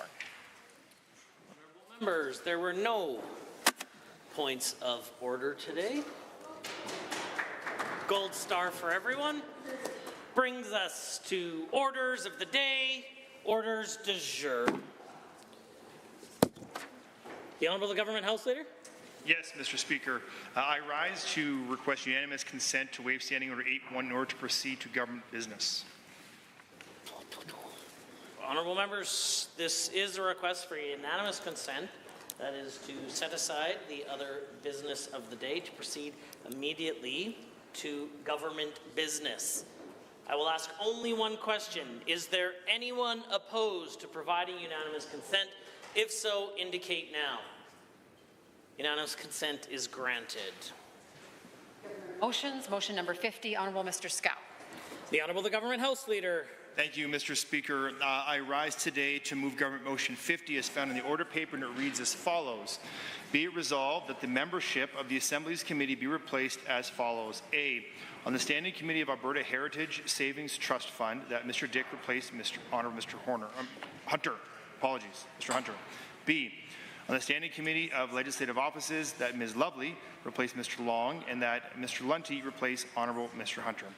On the Standing Committee of Private Bills, that Mrs. Johnson replace Mrs. Petrovic. D, that on the Standing Committee of Public Accounts, that Mr. Sear replace Ms. Lovely and that Mr. Ellingson replace Mr. Haji. E, on the Special Committee on Special Standing Committee on Member Services, that Dr. Metz be appointed. F, on the Standing Committee on Families and Communities, that Mr. Haji replace Dr. Metz. G, on the Standing Committee on Resource Stewardship, that Ms. Sweet replace Honourable Mr. Schmidt as Deputy Chair, and that MLA Calahoo Stonehouse replace Honourable Mr. Schmidt. This is a debatable motion pursuant to Standing Order 18. Is there anyone wishing to join in the debate or provide additional questions or comments? Seeing none, I am prepared to call on the Minister to close debate. Honourable members, having heard the motion as proposed by the Government House Leader, Government Motion 50. All those in favour, please say aye. Aye. Any opposed, please say no. In my opinion, the ayes have it. The motion is carried and so ordered. Under written questions, written question 4, debate adjourned, Member Arkan Paul speaking. Are there others wishing to join in the debate to written question number 4? The Honourable Member for Edmonton Goldbar. Mr. Speaker, I'm pleased to rise and offer some comments on written question number 4, submitted by my colleague from Edmonton Riverview. And her request is a simple one that the government should very easily be able to answer, and that is how many audits or investigations were undertaken by the Ministry of Health during the period from January 1st of 2023 to December 31st of 2023 in respect of a complaint made under the Supportive Living Accommodation Licensing Act. Now, when my colleague from Edmonton Riverview submitted that question and spoke to it the other day, she highlighted quite rightly a number of the concerns that her constituents have expressed regarding the state of seniors' care in this province, and that's something that I have continued to hear from my constituents as well. The riding of Edmonton Goldbar has a high proportion of seniors, much higher than the average urban riding, and certainly among the highest in the entire province. And I hear from seniors living in those accommodations, as well as their friends and family, who worry about the care, or in many cases the lack of care that they're receiving in these facilities. You know, we continue to hear stories about healthcare aides and other care staff who are not able to meet with their patients on a timely basis. We hear about stories about people who are going without eating for long periods of time. We hear stories about people who are going without having a bath or a shower for long periods of time. We hear stories about people who are going without having their clothes changed, their beds changed. Those basic services that Albertans rightly expect are not being provided in many cases. And, you know, Madam Speaker, I think it's fair to say that the average Albertan expects expects that there will be reasonable care provided for them when the time comes. They've worked hard all of their lives, they've paid their taxes, they've saved adequately, hopefully, and now that they've become sick and unable to care for themselves, they rely upon the people that the government has assigned the responsibility to care for them. And in a shockingly high number of cases, we know that seniors are not getting the care that they deserve. And it's this government's responsibility to make sure that the people that they entrust to provide that care are doing the job. And that's what's driving this question. One of the key tools that government has to ensure that people who are providing care to our seniors is to conduct investigations and audits so that the government has an idea of how well the associations that are providing care for seniors are doing. So you would think, Madam Speaker, that if the government were doing a good job of holding continuing care providers to the responsibilities that we put upon them, that they would be more than happy to reveal the number of investigations and audits that were undertaken by the Ministry of Health. But in fact, Madam Speaker, we saw the Minister of Health rise and respond to this question by informing the House that she wasn't going to provide the information that my friend from Edmonton Riverview requested. I had a chance to review the Minister of Health's remarks, and while she really avoided talking about the specific reasons that she didn't want to release the investigations or audits that were conducted by her ministry in calendar year 2023, she seemed to imply that there was really no problem with the state of seniors' care in this province because the government is increasing the number of hours, allegedly, that providers are being funded for, neglecting to mention the fact that any requirements for a standard number of hours provided by legislation or regulation has been completely scrapped by this government. And then she suggested, quite to my concern, Madam Speaker, that somehow we were calling into question the ability of the care providers themselves to do their jobs. That by asking how many investigations and audits were undertaken by the Ministry of Health in calendar year 2023, that we were suggesting that, that the people who work hard in these facilities to care for their patients were not doing a good job. And it's quite a shame, Madam Speaker, that we continue to see a government, rather than take accountability for its responsibilities and be transparent with the people of Alberta about whether or not they're doing a good job holding continuing care providers to account, she stands up and just throws dirt in our eyes and accuses the opposition of not caring about seniors. It's an odd response to be, and you would think that a minister who was allegedly proud of the work that her government was doing to support continuing care would be more than happy to release this data. What better way could Albertans know that the government is doing a good job of holding continuing care providers to account than by being fully transparent about the number of investigations and audits that were conducted in 2023, and then telling us the results of those investigations and audits. If the vast majority of continuing care providers are passing their investigations and their audits with flying colors, then that's valuable information that the people of Alberta need to know. And so then the response to the problems that we see with continuing care providers lies not within the work that the continuing care providers are doing, but in the standards to which they're held. However, if we see that a number of investigations and audits show that continuing care providers are continually failing to meet the standards of care and are not meeting the government's expectations for care, then that is the justification for a different response.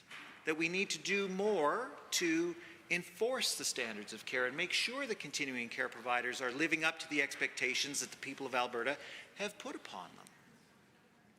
But by avoiding to answer the question at all, my constituents who see problems with their loved ones in continuing care are left without any solution whatsoever. We don't know what the proper response is to the problems that we're seeing in continuing care. Is it better standards or is it better enforcement? And this government just refuses to answer the question whatsoever. And now, just to add a little bit to the confusion, the Minister of Health responded by saying that the Supportive Living Accommodation Licensing Act is no longer in place, that now we're moving to the Continuing Care Act, which will be the responsibility of the Seniors and Community and Social Services Ministry and not her ministry, Madam Speaker. And so that further complicates the issue of getting accountability and transparency from this government on this issue. So now, the next time members from our caucus or the members of the public go to seek transparency and accountability for the state of continuing care in this province, the Minister of Health can rightly say, well, it's not my responsibility anymore. Go and talk to the Minister of Seniors and Community and Social Services. And then when people go to talk to the Ministry of Seniors and Community and Social Services, the ministers say, well, this is just our new responsibility. What was going on before was the responsibility of the Minister of Health. And so we get this situation where they're pointing fingers at each other and ultimately nobody is held responsible. And constituents like mine who have concerns about the state of continuing care are left in the lurch. There's nobody willing on the government side to take responsibility for the situations that we see many of our seniors in continuing care facilities. And we know that this is a persistent pattern of avoiding accountability when it comes to this government. We've seen this switcheroo trick pulled by the government on many other occasions, Madam Speaker. We just saw it at Public Accounts last week when Children and Family Services was there to answer questions. There others wish to join in the debate. The Honourable Member for Edmonton Southwest. Thank you, Madam Speaker. It's my pleasure to rise to speak to written question number 4. Madam Speaker, for so many Albertans, supportive living facilities are critical to their quality of life. But unfortunately, not all Albertans are supported in the way that they deserve in over 186 long-term facilities in Alberta and others like it. And so the written question before us, how many audits or investigations were undertaken by the Ministry of Health during the period from January 2023 to December 31st, 2023, in respect of a complaint made under the Supportive Living Accommodation Licensing Act, is actually a relatively straightforward one. This is an important question for a number of reasons, and I want to follow up on some of the points that my colleague has made from Edmonton Gold Bar as well. It's an important question because the oversight and accountability from a systems perspective is vital to ensuring the safety of Albertans in such facilities. Frankly, the home for thousands of Albertans. But safety and standard of care, I just want to remind this House, is simply the minimum standard. And I am sure that members of this House would agree that that's just what it is. It's the minimum. But I guess that it also begs the question, would it be good enough for your loved one or your parent or someone that you care about in a supported living facility? Is it good enough? And the point I'm trying to make, Madam Speaker, is that every Albertan deserves a life of dignity. And the discussion we're having today is simply the enforcement of minimum standards. But I think all of us in this House, for our own loved ones, would aspire to a greater standard of care to ensure that our parents and loved ones would be able to live a life that is fulfilling. And certainly members of this House, as members of this House, we would want that for every single Albertan. Every Albertan deserves, whether in old age or who needs full-time supports because of life-changing circumstances, every Albertan should be able to live a good quality of life, a life of dignity and fulfillment. And that's why this question and the corresponding actions and commitments from this government is important. We have all made a commitment as members of this House to be accountable to our voters and to Albertans. The number of audits conducted by this government will be a telling measure of how responsive the current government is. Our responsibility here, of course, is to ask questions and to ensure that the government is transparent about the actions it's taking to address these issues. Audits and investigations are crucial tools in this process. They bring to light the difficult but necessary truths about what's happening in supportive living accommodations across Alberta, and without them, we are blind to the gaps, the oversights, and outright failures within the system. Albertans have a right to know. Is this government holding facilities accountable? And again, as I mentioned, these facilities are homes to thousands of Albertans who are living there because they have encountered some life-changing circumstances. However, accountability isn't just about knowing how many audits or investigations have been conducted. It's also about what these audits reveal and the actions the government takes as a result. Might I remind members of this House that a recent report from the Auditor General highlighted this very issue, urging the need for stricter oversight and consistent standards across facilities. We, all of us, Albertans, need to know whether the recommendations in that report are being implemented or ignored, and frankly, the answers to this question, it takes a step towards addressing some of those recommendations. But let's be clear, safety should be the minimum standard, not the ultimate goal. The real objective here must be to ensure that every resident in these facilities live a life of dignity and fulfillment, as I previously mentioned, and every Albertan deserves a standard of care that provides not just for their basic needs, but allows them to live fully and with respect. And so back to the question to the minister then, which she has simply not answered. It's a fairly simple question.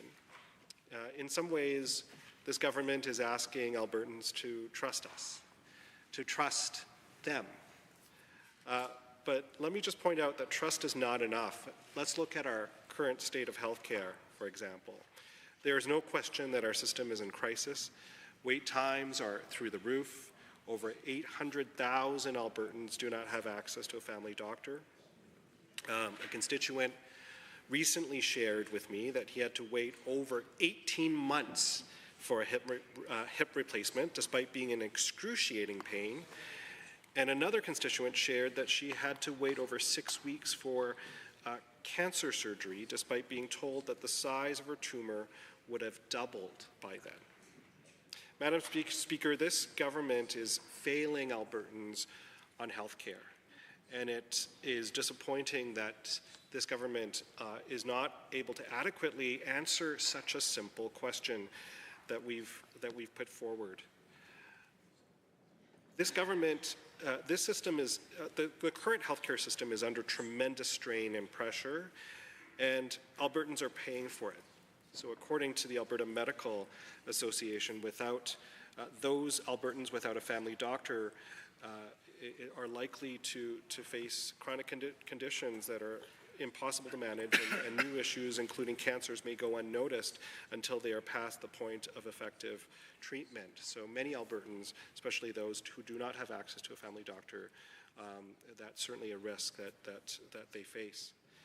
One particularly distressing example that I want to mention, and I think it highlights the importance of accountability here, and the importance of these audits, is the citation at the Care West Colonel Belcher facility in Calgary. And so this facility was once an example for high quality care for veterans. But some folks, families and advocates, are concerned that it is unsafe. We've heard of police being called to the facility multiple times to handle incidents, a clear signal that the environment is not what it needs to be.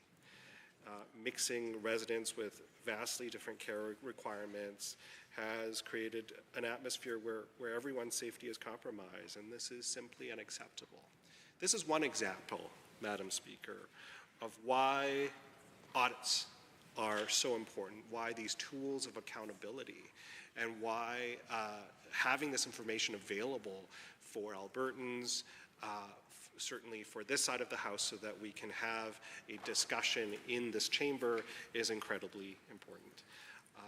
Let me share a personal story. I had a former colleague who had her mother at a long-term care facility. And during one visit, she unfortunately found her mother in her own soiled bed, and she had been there for hours. The facility was short-staffed.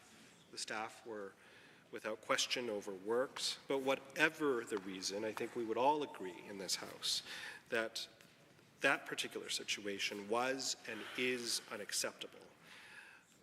Imagine if it were our own mother or grandmother, but unfortunately it happens more often than it should.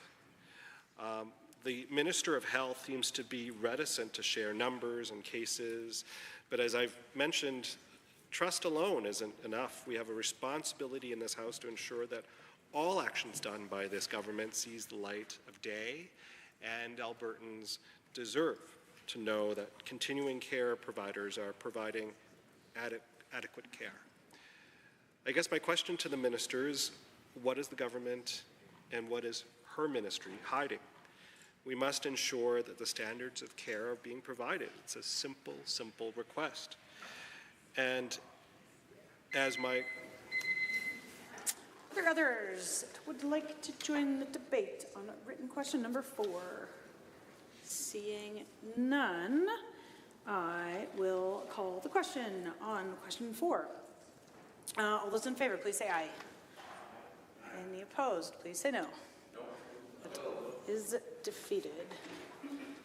A division has been called. Ring the bells.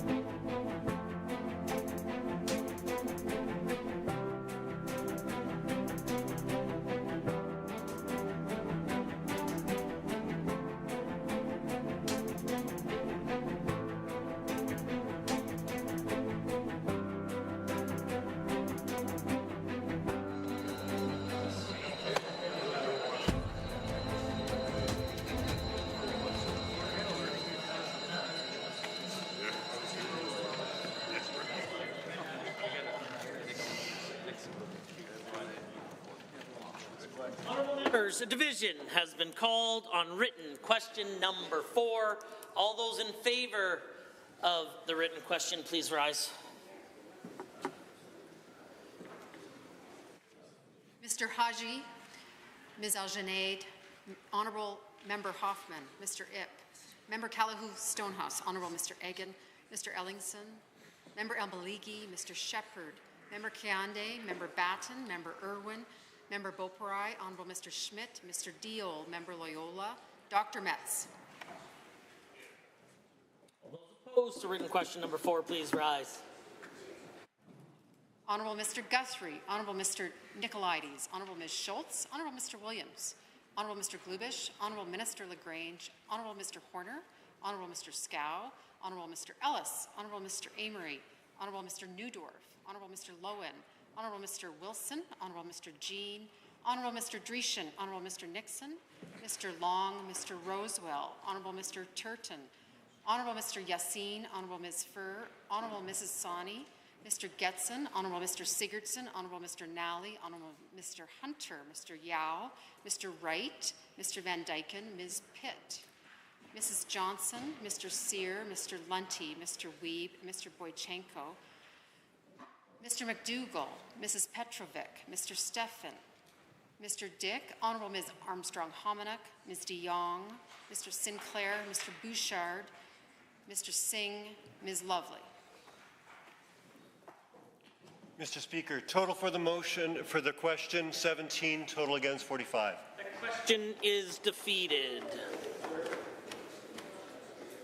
Under written questions, written question number 5, Honourable Ms. Sigurdsson. The Honourable Member for Edmonton Glenora on behalf of the Member for Edmonton Riverview. Well, thank you very much, Mr. Speaker. I'm just going to, for everyone's refreshment, read the question into the record one more time and then happily join in on debate in helping all members of this Assembly understand why this is such an important and valid written question. So we're requesting information as to the follows. How many audits and investigations were conducted under the Nursing Homes General Regulation, the Coordinated Home Care Program regulations, and any ministerial directives made under the Regional Health Authorities Act in respect to compliance by an operator with the Continuing Care Service Standards as amended July 16, 2018 during the period of January 1st, 2023 to December 31st, 2023. So just to reiterate the intention of this motion for everyone's, or of this written question for everyone's awareness, Madam Speaker. We're looking at one calendar year, so not a huge amount of time, but the most recent calendar year that's been completed. And we're simply asking for transparency to ensure that we have all of the proper information about the types of investigations that were conducted under the various forms of legislation that currently govern those who are living in long-term care, Madam Speaker. So specifically the Nursing Home General Regulation and the Coordinated Home Care Program Regulation, it's incredibly important that we be able to know what's happening in these facilities. And one of the reasons why my colleague, the member for Edmonton Riverview, has brought this forward is because we know that when we were living through the most extreme time in COVID, when there were daily updates, there are a number of fatalities among folks who are living in congregated living sites, and specifically those with comorbidities living in long-term care or DSL level 4 or 4D were incredibly high, Madam Speaker, and it was heartbreaking to hear daily updates on the types of folks who were passing away, the number of people who were being moved into continuing care into hospital and into acute care situations, but also into ICU situations where they needed to be intubated. And it's important for us all to remember that we are here as part of a representative democracy. For any grade 6 students who are here watching, we are here as their representatives, as everyone's representatives, to make sure that when we are providing services that we're doing so in the public interest. So to be able to do so with full transparency around the number of investigations and information about those investigations for one calendar year, I believe, Madam Speaker, is responsible and the right thing to do in our form of democracy in an open and transparent way. I'm going to reflect on that same time when we brought in the continuing care health standards, service standards as amended, we refer to July 16th, 2018. I was the minister at that time, and I will say that there were a number of concerns brought forward to my attention, and I'm sure to ministers before and ministers after, around what is happening in continuing care sites. Because many of us know and have direct contact with somebody who is living there, but all of us, I think, fear that at some point we might not be able to live independently and we might need more support as well. And knowing exactly what's happening, what type of investigations are happening, what the results of those are, I think is the right thing for all of us, so that we can ensure that we are providing adequate staffing, that we are providing proper oversight and proper support for folks who are living there and folks who are working there. I often meet with, and earlier today we had a number of AUP members here in this assembly observing the proceedings, and I often meet with AUP members, steel workers, other healthcare providers that are in either unionized or non-unionized sites, and the number one thing that they say to me is how hard they're working and how tired they are. I was at a rally not that long ago where AUP members were talking about how they showed me their phones and the notifications that they were getting for picking up a site because they were short-staffed. And they said before they agree to take on one of those calls, they look to see how short-staffed they're going to be. And it is very common for if there's one person who's going to be down, for there to be at least 2 people who are down. That, of course, is very difficult for anyone working in that situation, let alone if you're working an overtime shift, you're already tired and you're doing your best. But they said if there are 2 vacancies, they often don't take the shift because they know the moral injury that they will suffer as a consequence of the fact that they aren't able to provide the level of care that folks need because of how short-staffed they are and how overwhelmed this system is. It's important for us to have access to these investigations because we know that these are everyday stories, but we also know that there are times where staff or where family members raise an alarm. Very rarely is it actually a resident because often folks who are living in congregated care need somebody else to do that work on their behalf. So being able to see the investigations and being able to identify what government's doing to be proactive in preventing things from getting worse, making sure that things get better. I, again, will say that when I was minister, I had regular updates on investigations to my office, and when we found some that were not easily able to be remedied, it was important that we take more action. So there was one facility in Hinton, Madam Speaker, where we brought it back in under the public system so that we could increase the staffing, increase the accountability, and make sure that we were living up to our obligations as people who were part of this representative democracy, contracting to various providers to provide services. There were also times where public facilities didn't meet the standard of quality care. And what I would do as the then minister is have officials come in and give me regular updates about what they were doing to make sure that the people who were living there had the care that they needed, and what we were doing to make sure that we were funding and monitoring that in an ongoing way to provide that assurance to everyone. So asking for this through this assembly, and we are simply looking for how many audits or investigations were conducted under those various pieces of legislation, and the type of compliance that was directed afterwards. And I think that that's fair. We're not even asking specifically for named facilities or specific details about the types of breaches, but I think it is important for us all to have confidence that government is doing their due diligence in providing audits in both an ongoing and a targeted way, because you need care 365.25 days of the year on the leap year days. You don't just need care the day that a scheduled audit happens. So having that information about the number of audits, the type of audits, and the various pieces of legislation that they applied to. We also made a change around that same time, I believe in 2018, it might have been 2017, around bringing forward in continuing care centres a resident and family advisory council. And part of it is because not everything needs to be dealt with through a formal audit. Often you can have dialogue with residents and with their family members and identify things that could make care in the facility to a higher standard. And it wasn't intended to talk about medical care, it was intended to talk about quality of life care. One example I can say is somebody who, my grandmother lived in a long-term care facility for a few years towards the end of her life. And it was a big one. It was here downtown Edmonton, Covenant Health Facility, the General. And there were a number of different types of care provided in the one building. And there was one family member who would often come to these, at that time, voluntary committees who said, you know, his mom was part of the Chinese floor and the congee wasn't up to her standards. And having a formal process to be able to talk about these quality of life things, I think is incredibly important.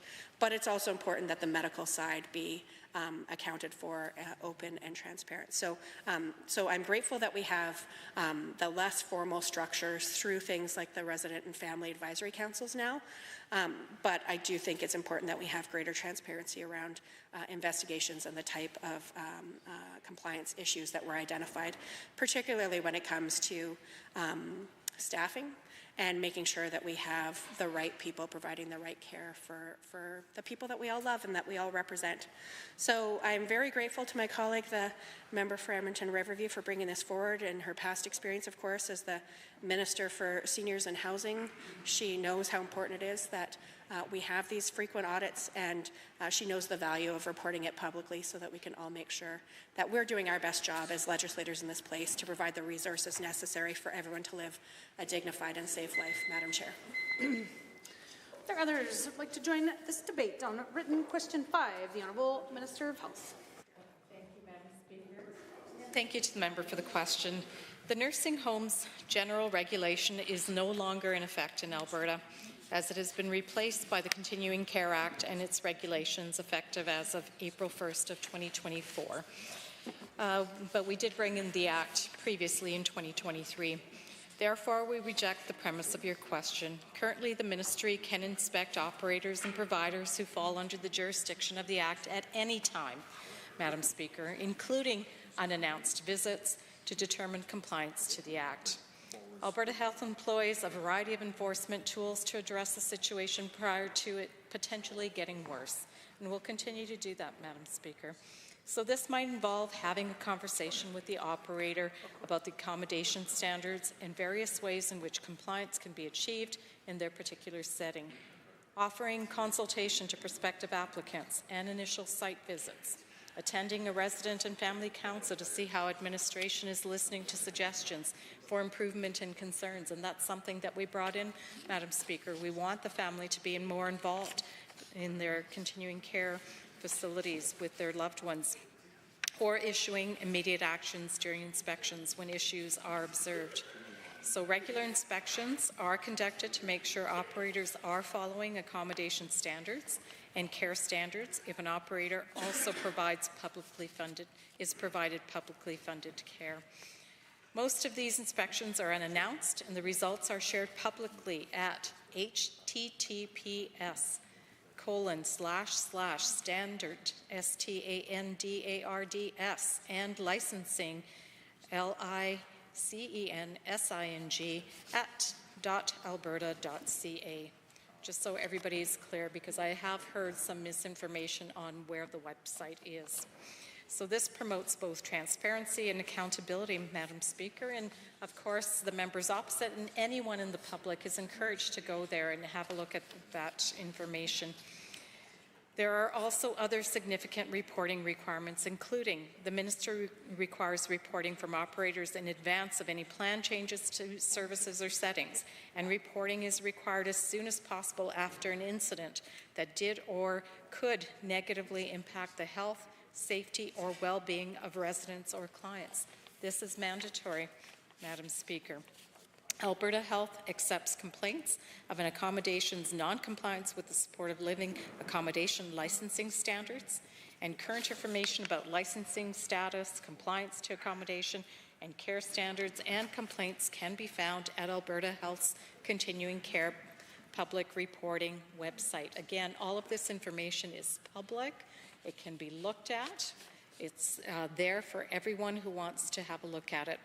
When non-compliances to the standards are identified, Alberta Health works diligently with operators to address issues within specified timelines to ensure that every resident received quality care and services that keeps them safe and healthy. Complaints with respect to anything under the Act, regulations, or standards can be directed to the Ministry, and the Ministry has full authority to follow up, inspect, or take action in response to a complaint. So the Act and regulations are also establish a range of enforcement mechanisms in the event an operator or provider is deemed in contravention of the legislative framework and or a client resident's health, well-being, or safety is at risk. So again, Madam Speaker, all of that information is provided. There are the proper checks and balances in place, and we will always make sure that we ensure that the health and safety of our most vulnerable is looked after. For the members opposite to imply otherwise is simply incorrect.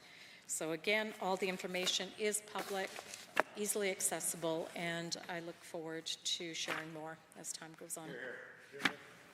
Are there others to join the debate? The Honourable Member for Edmonton Northwest. Well, thank you, Madam Speaker, and I appreciate the opportunity to say a few words in regards to question 5, which was put forward by the member from Edmonton Riverview.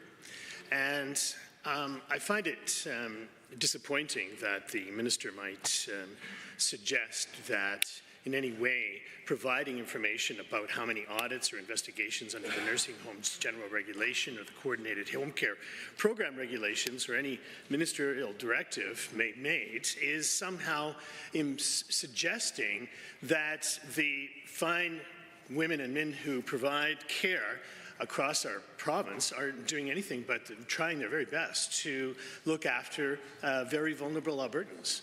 And in fact, what we are asking for here is for the minister to do her job, to provide that oversight to ensure that we have the information, the data that's available so that you can make adjustments so that you can continue that high quality of care that we strive to have in each of our continuing care homes and nursing homes across the province. That's what the job of the minister is. And if she doesn't want to provide that information publicly, then she's not doing her job, Madam Speaker, quite frankly. And if you don't have the data in order to figure out where maybe we can make changes to care and so forth, then you're simply undermining the good work that people do at nursing homes and continuing care facilities across this province. That's the problem. And that information would be very useful. In fact, it would be more useful than ever now because, again, as the minister pointed out, the Continuing Care Act came into effect on April 1st, 2024. So you are shifting a lot of the care and responsibility here to another ministry and another minister, as this government is doing in many parts of our healthcare system, turning things upside down and moving it every which way, right, into different components. Now is the time to look back and say, this is what I'm giving you. This is what's happened between January 1st, 2023 to December 2023. Now in 2024, we're passing you the torch, and you can use that information and make the improvements and adjustments as needed. So the absence of that information being passed on and being made public is simply, again, a shirking of responsibility by this minister, right, for no apparent reason, save to, reject the premise of the question. I mean, good grief, how haughty and, misrepresentational is that? I mean, not looking at this in any serious way. When we ask questions, We are doing it in order to improve the system. That's what the member from Edmonton Riverview is doing.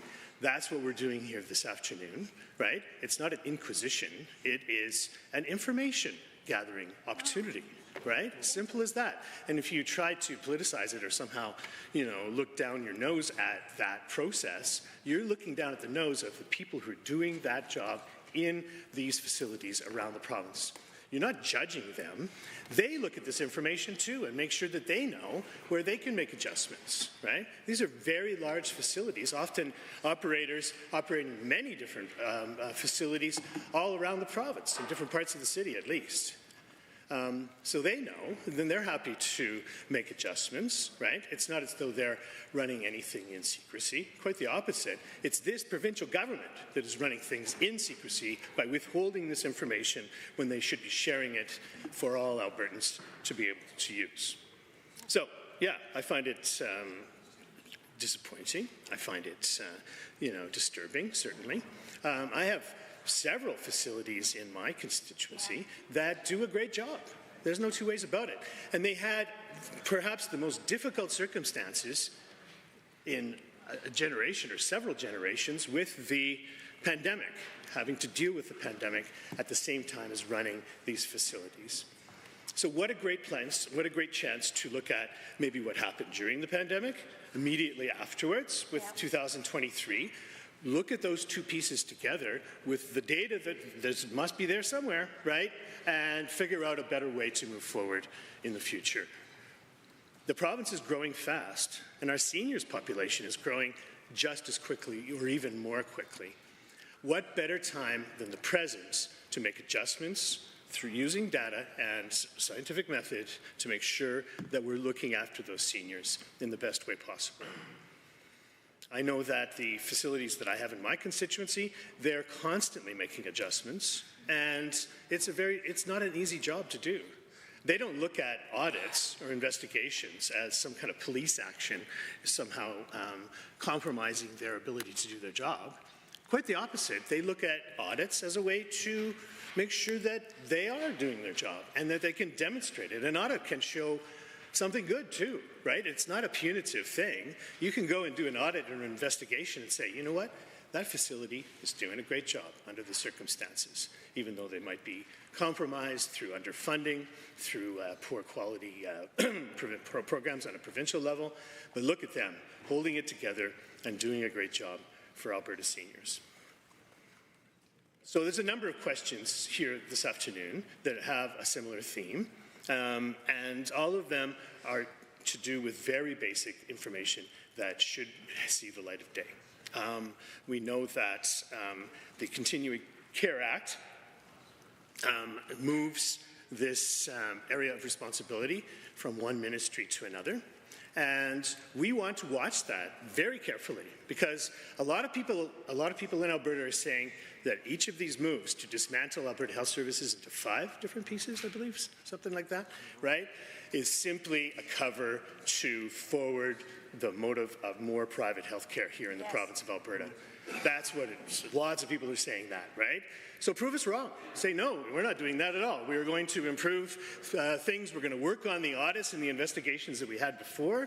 We're going to make the system better, and we're going to build a public system that's strong for now and for the future. Yeah. That's what Albertans want to hear. They want that confidence. They want that safety and security that that information can help to provide. At a very basic level, not just in healthcare, but in each of these ministries, the basic premise is that you provide for the health and the safety and the security of the population that lives here in the province of Alberta. If you're not demonstrating how you're doing that through investigations and audit, and what are the results of those audits, you're simply not doing your job. And you are somehow suggesting that should we be confident? Well, we don't know because we don't have the information, Madam Speaker. And that is a shirking of the responsibility that this government has to the safety and the responsibility of people here in the province of Alberta. So, I mean, there's still a chance to do the right thing. I mean, I don't know what, I've never seen a question somehow, maybe there's another similar one in the docket here this afternoon that we can provide some illumination that we're not providing here with question 5. Maybe there's another place in which we can simply throw open the books and see why are we dividing Alberta Health Services up into so many pieces? Are we providing the financing and the money that can actually provide for this very quickly expanding population, which includes a very quickly expanding senior population too, right? Because we don't stay the same age forever, Madam Speaker. Hate to say it, right? Yes, indeed. I know it well. And, and you have to plan for the future. Right? We saw some glimmer of hope here when the K-12 education minister said that, oh, look, we have so many new students in our schools. We need to build $8 billion more of new schools. Well, that demonstrates that somebody looks to the future a little bit over there on the other side. Let's do the same for healthcare. Let's make sure that we're building for the future. We're building for a projection of how many seniors we will have in 10 or 15 and 20 years down the road, that we're using these investigations and audits to fine-tune the dispensation of that care, and we are all showing it all in a responsible, transparent manner for all Albertans to see. At the end of the day, those are our seniors, they're our relatives, they're our neighbors, they will be us someday, ourselves, and the money that is put into that is public money after all, too. All of those things add up to provide for transparency, not secrecy. Make sure you cast the light of day onto this information and put everybody's minds at ease. For the sake of that and for the sake of everyone, I do implore the health minister to release this information. It's not rocket science, and everyone will benefit as a result. Thanks a lot. There are others to join the debate. The honourable member for Camrose. Speaker, our government has long upheld a strong commitment to accountability, especially in critical sectors like health care, where the trust and well-being of our citizens are paramount. Our mission is and will continue to be to provide quality care that Albertans deserve. The written question put forth by the member opposite leads one to believe accountability is not something this government takes seriously. That belief is not one grounded in reality, Madam Speaker. Accountability is a core principle, and we take it seriously to honour the trust that Albertans have placed in us. This guiding principle shapes every decision we make, particularly in continuing care. As the MLA for the Camrose constituency, accountability in continuing care is something I value a great deal. Nearly twice the number of seniors call the constituency I represent home when compared to the provincial average. When there are issues in long-term care centres, nursing homes, or other continuing care settings, the residents or their family often bring them to me, because a failure of care is a betrayal of trust, and that is something both I and my government colleagues take very seriously. Our government's oversight, regular audits, and targeted investigations in the healthcare sector are critical measures to ensure that resources are allocated effectively, responsibly, and for the direct benefit of Albertans. In 2022, Alberta took significant steps to maintain oversight of continuing care facilities. Under the Public Health Act, the Coordinated Home Care Program regulation requires the regional health authorities to deliver the program in line with high standards. This regulation governs admission, services, client records, and fees in publicly funded health care, including designated supportive living. Standards in these programs demonstrate our commitment to provide high-quality, safe, and respectful care in nursing homes, home care, and other continuing care settings. The goal of these audits is twofold. First, to ensure that all operators meet the high standards Albertans expect, and second, to prevent the misuse or inefficient allocation of public resources. When we investigate taxpayer dollars in healthcare, we do so with a clear purpose: to provide essential services, uphold quality care, and support the well-being of Albertans. Routine audits and investigations are key tools used to identify potential gaps, enforce corrective actions where needed, and uphold the standards that Albertans trust. In Budget 2024, we reinforced our dedication to transforming the continuing care system with a $1 billion investment over 3 years. This funding will expand community-based care options, increase workforce capacity, promote choice and innovation, and enhance quality across the continuing care sector.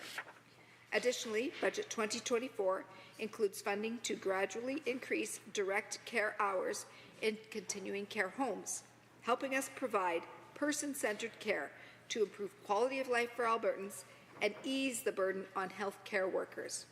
While Alberta has experienced strong growth, our government is committed to making targeted investments to modernize healthcare across critical areas. We have committed $475 million to update Alberta's primary healthcare system, with $200 million over 2 years to improve access to family physicians and $15 million to develop a compensation model for nurse practitioners. We have earmarked $6.6 billion for physician compensation and development, an increase from Budget 2023. Additionally, $287 million over 4 years, part of a federal agreement, will go toward mental health and addiction facilities with targeted support for children, youth, adults, and Indigenous communities. Recognizing the need for more rural healthcare professionals, $62.4 million will be invested to establish rural health training centres and expand physician education. The budget also includes $20 million over the next 3 years for planning a standalone Stollery Children's Hospital with $17 million in new funding. An additional $35 million will help purchase new emergency medical service vehicles, upgrade the fleet, and acquire essential equipment.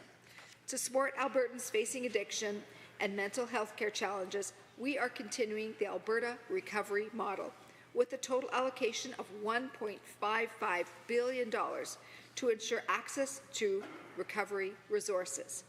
Through these investments, alongside our commitment to routine audits, we maintain a comprehensive oversight system alignment with our goal to deliver safe, compassionate, and efficient care. Our audits, investigations, and compliance checks identify areas for improvement and create an environment of continuous improvement. When we find issues that require attention, the government takes corrective action, supporting operators to meet these standards and improve services. This proactive stance reflects our values, promoting accountability, reducing waste, and ensuring that taxpayer dollars are spent on direct improvements to service and care rather than unnecessary overhead. This will ensure that taxpayer money is directed where it's needed most to improve care quality, enhance patient outcomes, and support Alberta's healthcare workforce.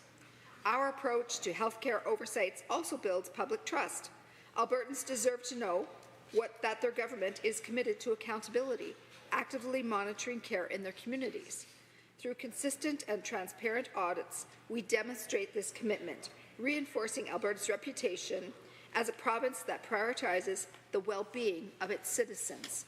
We are transparent with our findings and any corrective actions. In fact, they are publicly available online, so Albertans can be confident that we hold healthcare providers accountable. Mr. Speaker, Madam Speaker, accountability is not only about reinforcing compliance, it's about building trust and upholding the values that make Alberta a great place to live. The people of Alberta are known for their independence, hard work, and community commitment. Our government embodies these values in managing healthcare, always striving to deliver services efficiently, responsibly, and with respect for those that we serve. Every Albertan who contributes to our healthcare system deserves to know that we are using their funds wisely and with a deep sense of responsibility. For those who question whether our government is truly committed to accountability, let our actions speak for themselves. Our system of regular audits and compliance checks is designed to meet the highest standards Albertans expect. This is accountability in action, delivering results, maintaining high standards, and ensuring that every dollar is used to benefit Alberta residents. In closing, our government's commitment to accountability in healthcare is a promise to every Albertan. Through audits, investigations, and high standards, we ensure that healthcare in Alberta remains responsive, reliable, and worthy of the trust that Albertans place in it. We are committed to ensuring Alberta's healthcare system remains accountable and sustainable for future generations. This is our promise to you, and it's one we uphold on a daily basis. It's our mission to deliver the care that Albertans need and deserve. Thank you, Madam Speaker. Others to join the debate, the Honourable Member for Calgary, Acadia. Thank you, Madam Speaker. I rise to, of course, speak about question 5, asking for a number of audits and investigations conducted in 2023, who had been submitted by the member from Edmonton Riverview. So it's hard to believe this question hasn't actually been answered. Not really sure what's being hidden here, or maybe the government just hasn't bothered looking. Have they not been tracking and paying attention to the needs of our continuing care?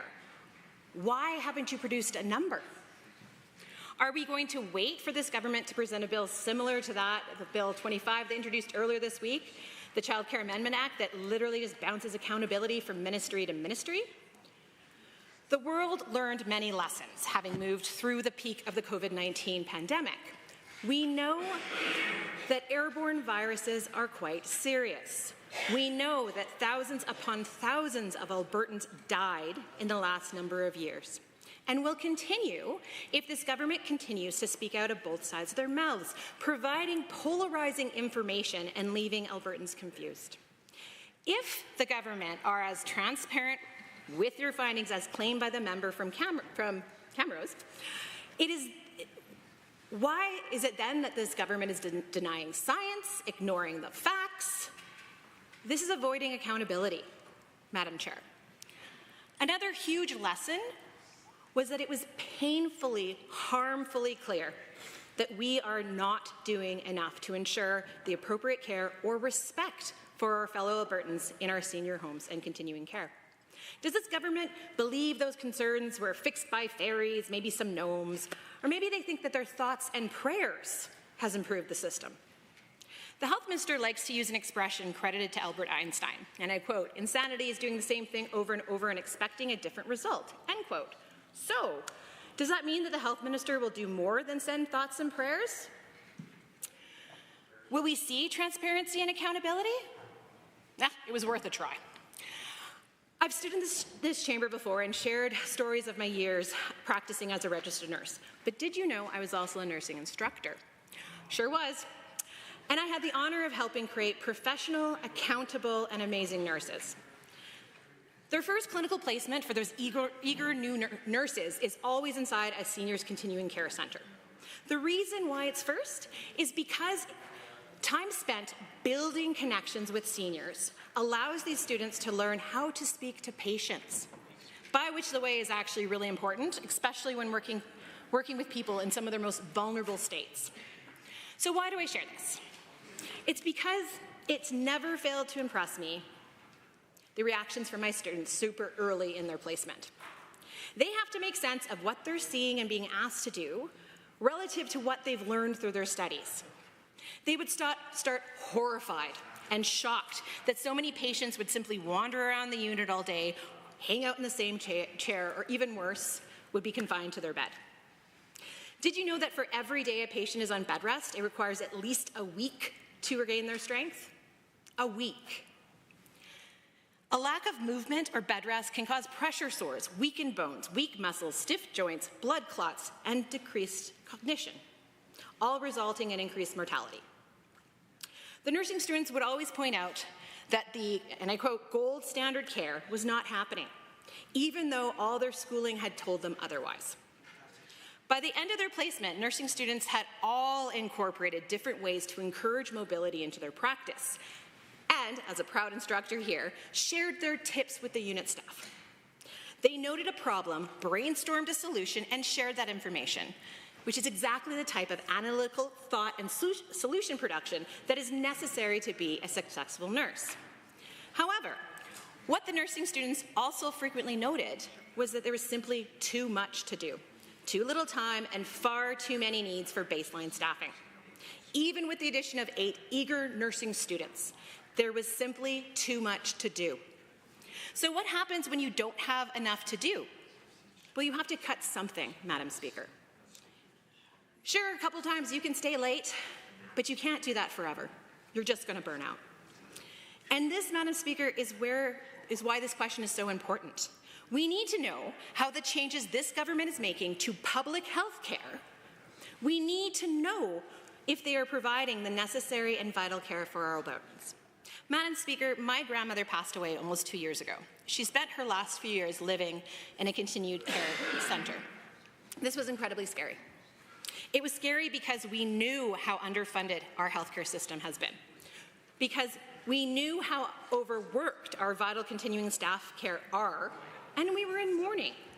As my grandmother's dementia increased and her cognition declined, knowing that she was safe and being taken care of, and that she wasn't the thing that had to be pushed aside because there's simply too much to do, was really important. This was heartbreaking, Madam Speaker. The staff that worked with my grandmother wanted nothing more than to provide the best care for her, and everyone else. Unfortunately, because of decisions this government has made and continues to make, our long-term, our continuing care and senior centres are simply not being properly audited, inspected, supported, resourced. And because of all that, I would love an actual answer to how many audits and inspections have occurred in the year 2023. Thank you. Are there others to join the debate? The Honourable Member for Vermilion, Lloydminster Wainwright. Thank you, Madam Speaker. Madam Speaker, I would like to respond to and add my comments on the member on the opposite side's question about the number of audits or investigations conducted under the Nursing Homes General Regulation, the Coordinated Home Care Program Regulation, and the relevant ministerial directives under the Regional Health Authorities Act related to compliance with continuing care health services standards in 2023. First, I'd like to thank the member from Edmonton Riverview for the question, as it allows our government to reaffirm our commitment to transparency, quality of care, and the accountability in Alberta's continuing care system. As the member may know, this information is publicly accessible, online, and readily available to any member of the public, including members of this chamber.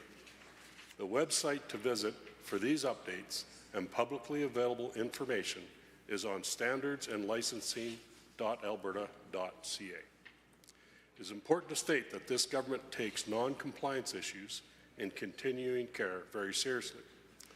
When a facility falls short of our rigorous standards, Alberta Health closely monitors its operations, ensuring that corrective actions are taken and, if necessary, escalating enforcement measures to protect residents' health, safety, and well-being.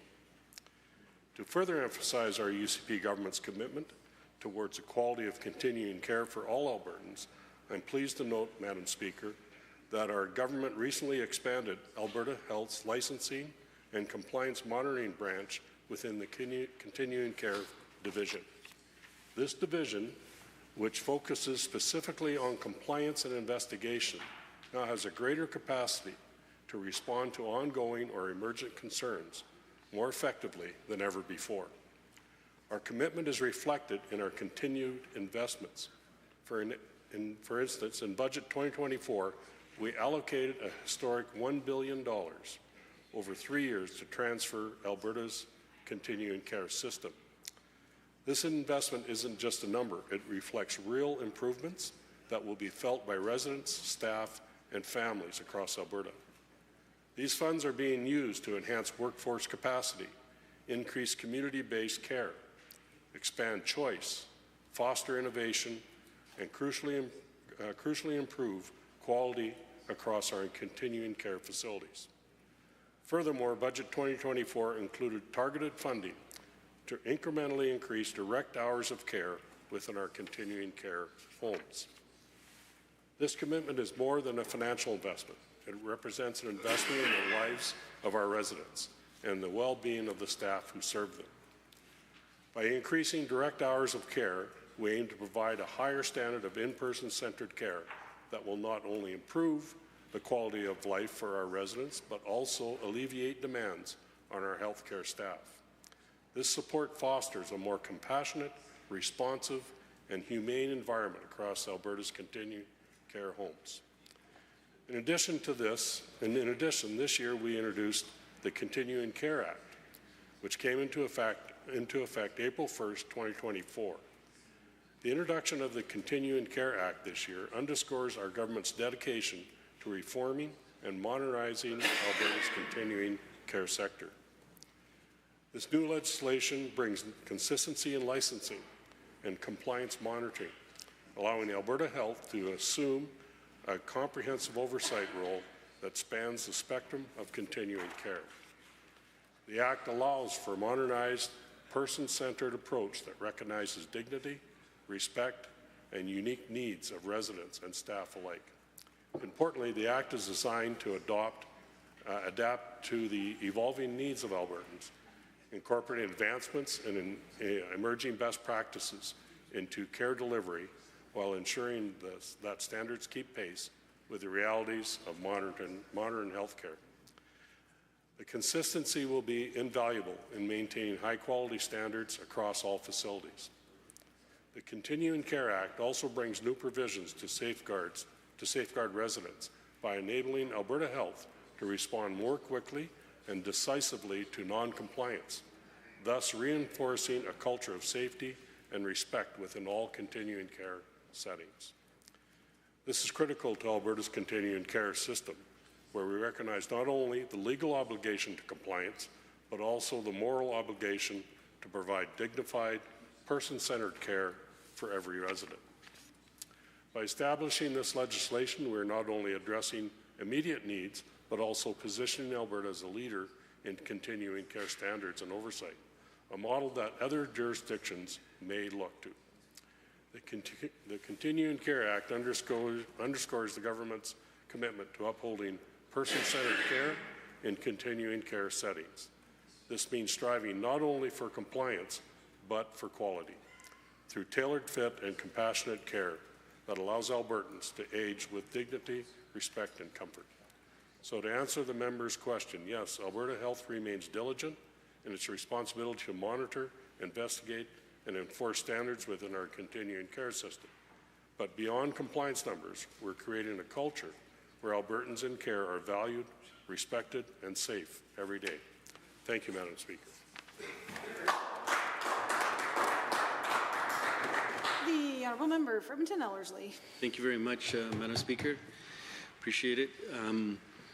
So the broad question here has to do with transparency and accountability. Because if you're not able to provide specific measures to the work that's being done inside of these care facilities, if you're not measuring things, if you're not working at figuring out how to make the services better, then, and you're not producing those documents, you're not providing those documents to the public, then how are we going to know that we're actually improving upon the care?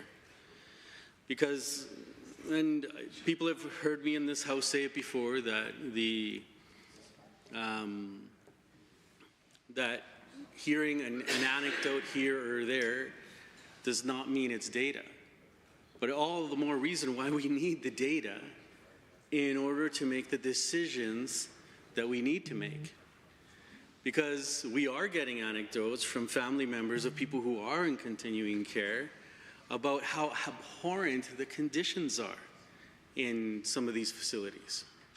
And so this is really where we need to have that data and make it accessible to us as a legislature, so that we can then recommend how to improve upon the work that is being done in the continuing care, in these continuing care facilities. And this is what I find really troubling, Madam Speaker, is that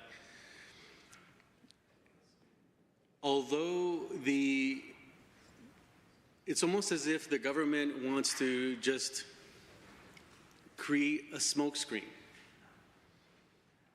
so that the people who are providing the continuing care within the private framework in which they're doing it can continue doing things to the, I would say, to the least quality possible.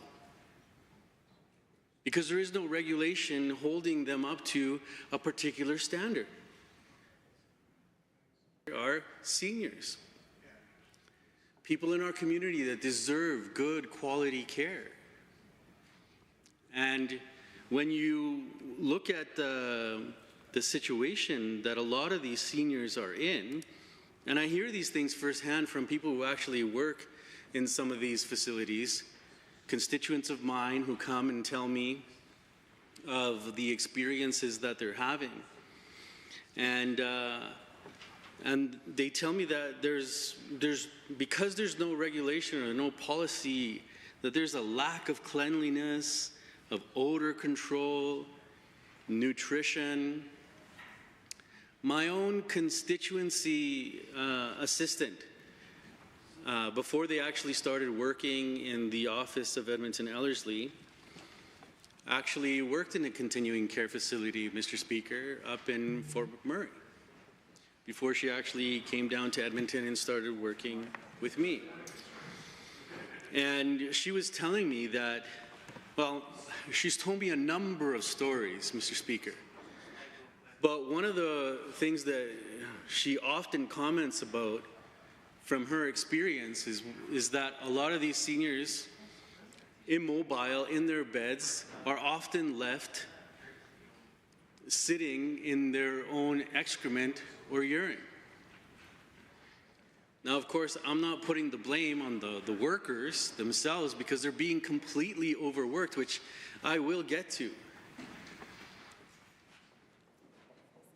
The other horrifying story that she told me is the number of sexual assaults that happen in these continuing care facilities. I find it absolutely horrifying. But this is a reality of what's happening within these continuing care facilities, Mr. Speaker. And we should be, all of us should be appalled that something like that is happening. And so you start putting all of these incidents, all of these anecdotal pieces of information together, and you start asking yourself, okay, well, we need an audit process to actually uncover some of these, the realities behind the anecdotal data that we're actually getting. Because, I mean, we have to believe that what these people are telling us is true. And then being able to measure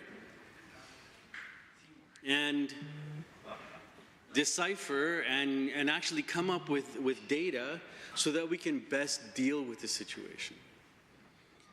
But unfortunately, we have a government that, rather than delve deeper into these situations and try to come up with a response and try to come up with a way to actually deal with the problems that individuals are facing within these continuing care facilities, just wants to muddy the waters and makes it so instead of having regulations that would actually make facilities work and provide quality standard of care for a lot of the people that live within these facilities, they'll say, no, let's just make it voluntary. Let's just make it voluntary because it's too much red tape. And you know what, Madam Speaker, I agree. There are times when there is a lot of red tape. And we need to work to reduce that. We agree with the government on those aspects. But when it comes to the actual care of individuals, then that's when those regulations are absolutely necessary. And if this government persists on moving towards a privatization of that care, then we have to work with those private interests in order to make sure that the quality of care is there for the people of Alberta that actually deserve it. They deserve that quality. And then on top of that, we also require regulation and standardization of the number of hours that the people who work in this field actually have to work. A lot of them are incredibly overworked. And Madam Speaker, the reality is that the majority of the people who work inside of this field are racialized women. And so I have to ask myself, does the government just not care about racialized women and the number of hours that they have to work? Why do they keep putting the burden of this private system on top of these people? It's a question that they have to answer. Yes. Thank you, Madam Speaker. And so it is a question that they need to answer when it comes to the work within continuing care. And so, as I was saying, there's a number of issues with lack of cleanliness, of odor control, nutrition, hydration, in infection prevention that needs to be measured, analyzed, audits provided on a regular basis so that we know what the condition of these continuing care facilities is. There's another aspect of this, Madam Speaker, that my assistant who used to work up in Fort McMurray in a continuing care facility was saying that the meals, there's a prescribed number of meals that is put on a rotation, and then the people who live in these continuing care facilities, they just kind of rotate through these meals. It's like one after another, like, okay, every Tuesday you're going to be eating carrots and peas with a little bit of mashed potato, then the next days, and it just continues over and over and over and over again. And let me tell you, Madam Speaker, I think that these seniors deserve a lot more than that. They don't deserve to be treated in this way.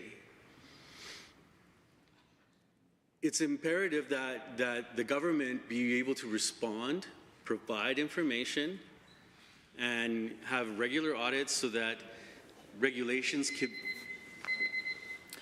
There are others that wish to join in this debate on written question number 5. Seeing none, I will call the question. On written question number 5 is proposed by the Honourable Member for Edmonton Riverview. All those in favour, please say aye. Aye. Any opposed, please say no. No. That is defeated. A division has been called. Ring the bells.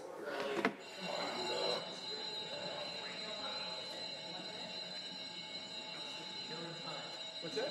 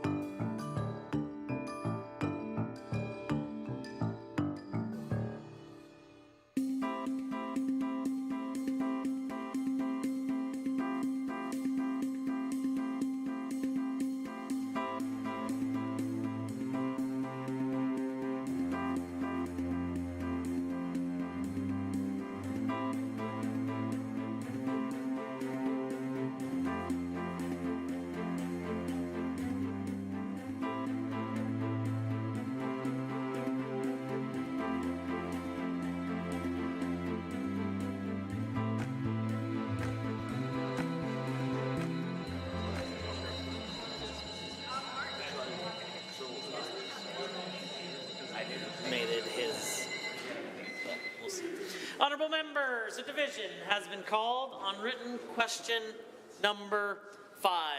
All those in favour of written question 5, please rise. Mr. Haji, Ms. Elginade, Honourable Member Hoffman, Mr. Ip, Mr. Ellingson, Member Emaligi, Mr. Shepherd, Member Kayande, Member Batten, Member Irwin, Member Boparai, Honourable Mr. Schmidt, Mr. Diol, Member Loyola, Dr. Metz. All those opposed, please rise. Honourable Mr. Guthrie, Honourable Mr. Nicolaides, Honourable Ms. Schultz, Honourable Mr. Williams, Honourable Mr. Glubish, Honourable Minister LaGrange, Honourable Mr. Horner, Honourable Mr. Scow, Honourable Mr. Ellis, Honourable Mr. Amory, Honourable Mr. Newdorf, Honourable Mr. Lowen, Honourable Mr. Wilson, Honourable Mr. Jean, Honourable Mr. Dreeshen, Honourable Mr. Nixon, Mr. Long, Mr. Rosewell, Honourable Mr. Turton, Honourable Mr. Yassine, Honourable Mr. McIver, Honourable Ms. Furr, Honourable Mrs. Sani, Mr. Getson, Honourable Mr. Sigurdsson, Honourable Mr. Nally, Honourable Mr. Hunter, Mr. Yao, Mr. Wright, Mr. Van Dyken, Ms. Pitt, Mrs. Johnson, Mr. Sear, Mr. Lunty, Mr. Wiebe, Mr. Boychenko, Mr. McDougall, Mrs. Petrovic, Mr. Stefan, Mr. Dick, Honourable Ms. Armstrong-Hominack, Ms. de Jong, Mr. Sinclair, Mr. Bouchard, Mr. Singh, Ms. Lovely.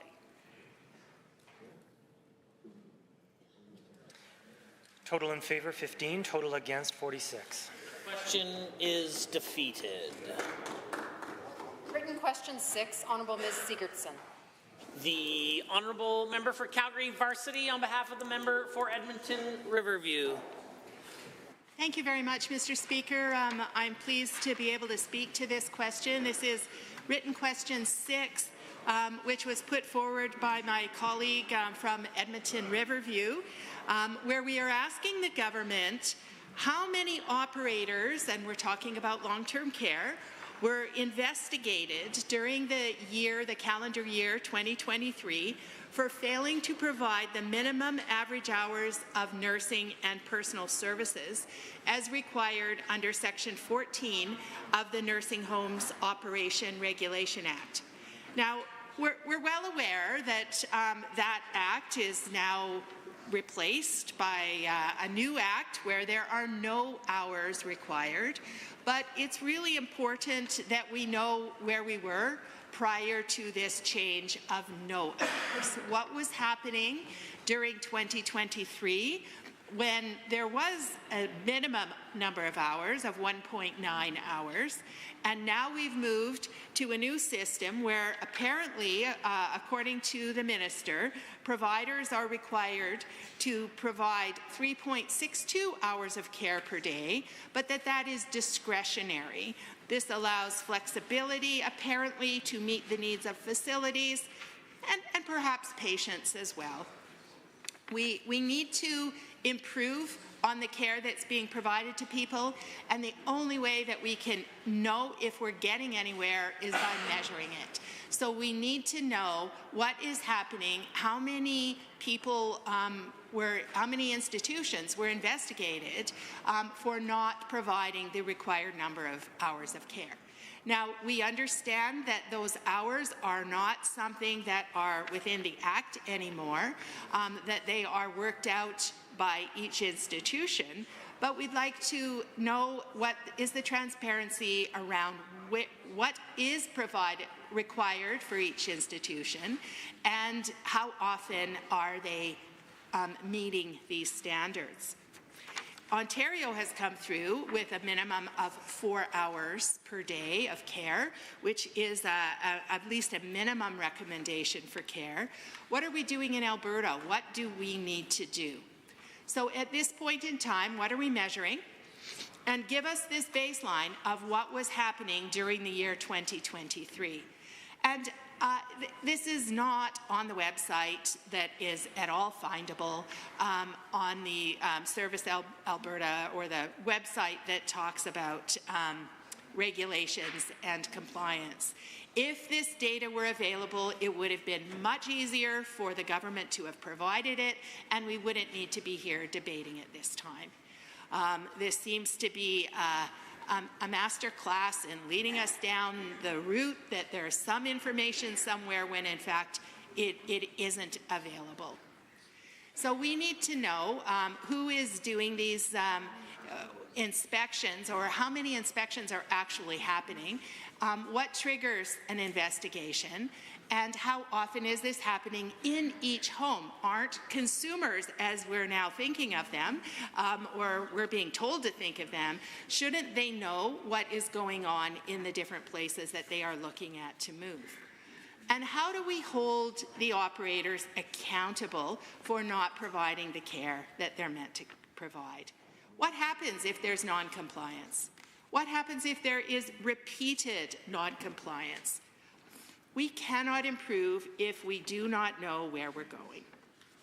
So what happens if people do not get the care they are deemed to need? Well, one of the things that happens is they get bed sores. What are bed sores? Bed sores are a wound in the skin that is there because the person has not moved enough or been moved enough if they're not capable of moving themselves. It causes ischemia, which is lack of blood flow to that tissue, which injures the tissue. Now, if we're not providing enough care, we're not moving patients enough, and this bed sores will be on the rise. We also know that bed sores are also increased when there is lack of nutrition. One of the other important parts of care is to feed people. So we need to be providing adequate nutrition and be sure that there's enough staff available to actually get that into the patients that need it. So what about bed sores? Well, what happens when a person gets a bed sore? Well, typically, they're going to be hospitalized or they may die.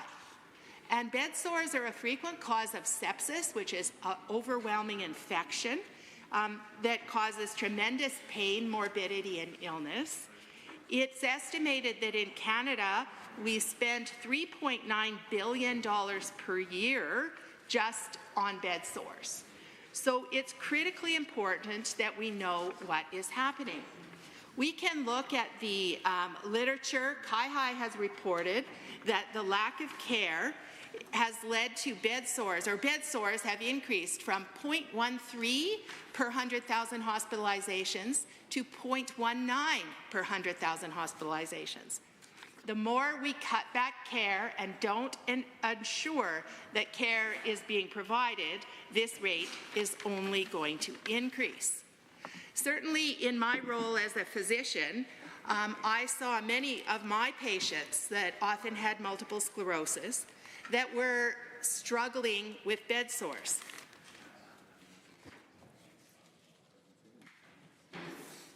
Immobility, spasticity, many things will cause bed sores, and many of them were cared for in long-term care and did not get the proper care and ended up hospitalized.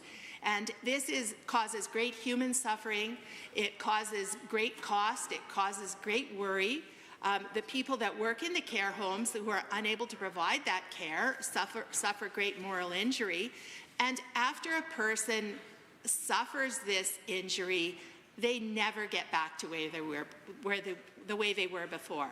An injury that leads to a person that is in continuing care, needing to be hospitalized, whether that be bed sores, falls, some other condition, perhaps due to or contributed by lack of nutrition, they may get back to long-term care, but they're at a greater level of need than they were before.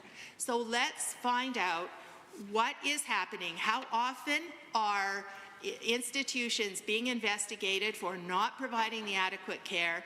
And of course, what happens when they are investigated? What are the findings? And what happens? Do they change? Do they make a change, or do they just keep doing it again and again and again, so that we have the same situation where the providers, the institutions that are providing the care, can simply get away without providing it because nobody is really looking after the needs of the patients? I think it's wonderful that we have had committees in all of our institutions where the patients and families can speak to what the issues are, and this would be a great opportunity for them to work with the institution to change the situation, but they're probably not even getting the data. And I think that they need to know what's happening in their institutions. They can work with them to correct it, but we also need to have regulatory oversight so that we know what is actually happening to those patients and what is happening with the care institutions. So we're asking that this information be shared publicly, that the information be made available so that everyone can see what the rates are, what is happening. And as we have heard, we are moving to a different regulation, but we still should be able to know how often the care that's required in whatever act or agreement with an institution is not being provided, so that can be looked at. Because the alternative is a very broad sector of outcomes, looking at this from a health research perspective, which would be, counting bed sores, looking at hospitalizations, looking at costs, counting falls from patients in institutions, looking at other measures that are due to lack of care, but we aren't going to be able to use that nearly as well to actually make improvements. That can point us to the problem, but it's going to be very difficult at that level to actually identify which institutions need to up their game and start providing more care to patients. So I hope this question will be taken seriously now or over the next few months, that we would really appreciate an answer. Thank you. Honourable members, that concludes the time allotted for the Honourable Member for Calgary Varsity. It's very convenient because it also concludes the time allotted for debate on this matter. Motion other than government motion 515, Mr. Stephan. The Honourable Member for Red Deer South has the call. Thank you, Mr. Speaker. I rise to move motion 515. It states, be it resolved that the Legislative Assembly urge the government to undertake or commission a study to identify and assess all revenue from Albertans paid to the federal government compared to revenue from other provinces since 2015.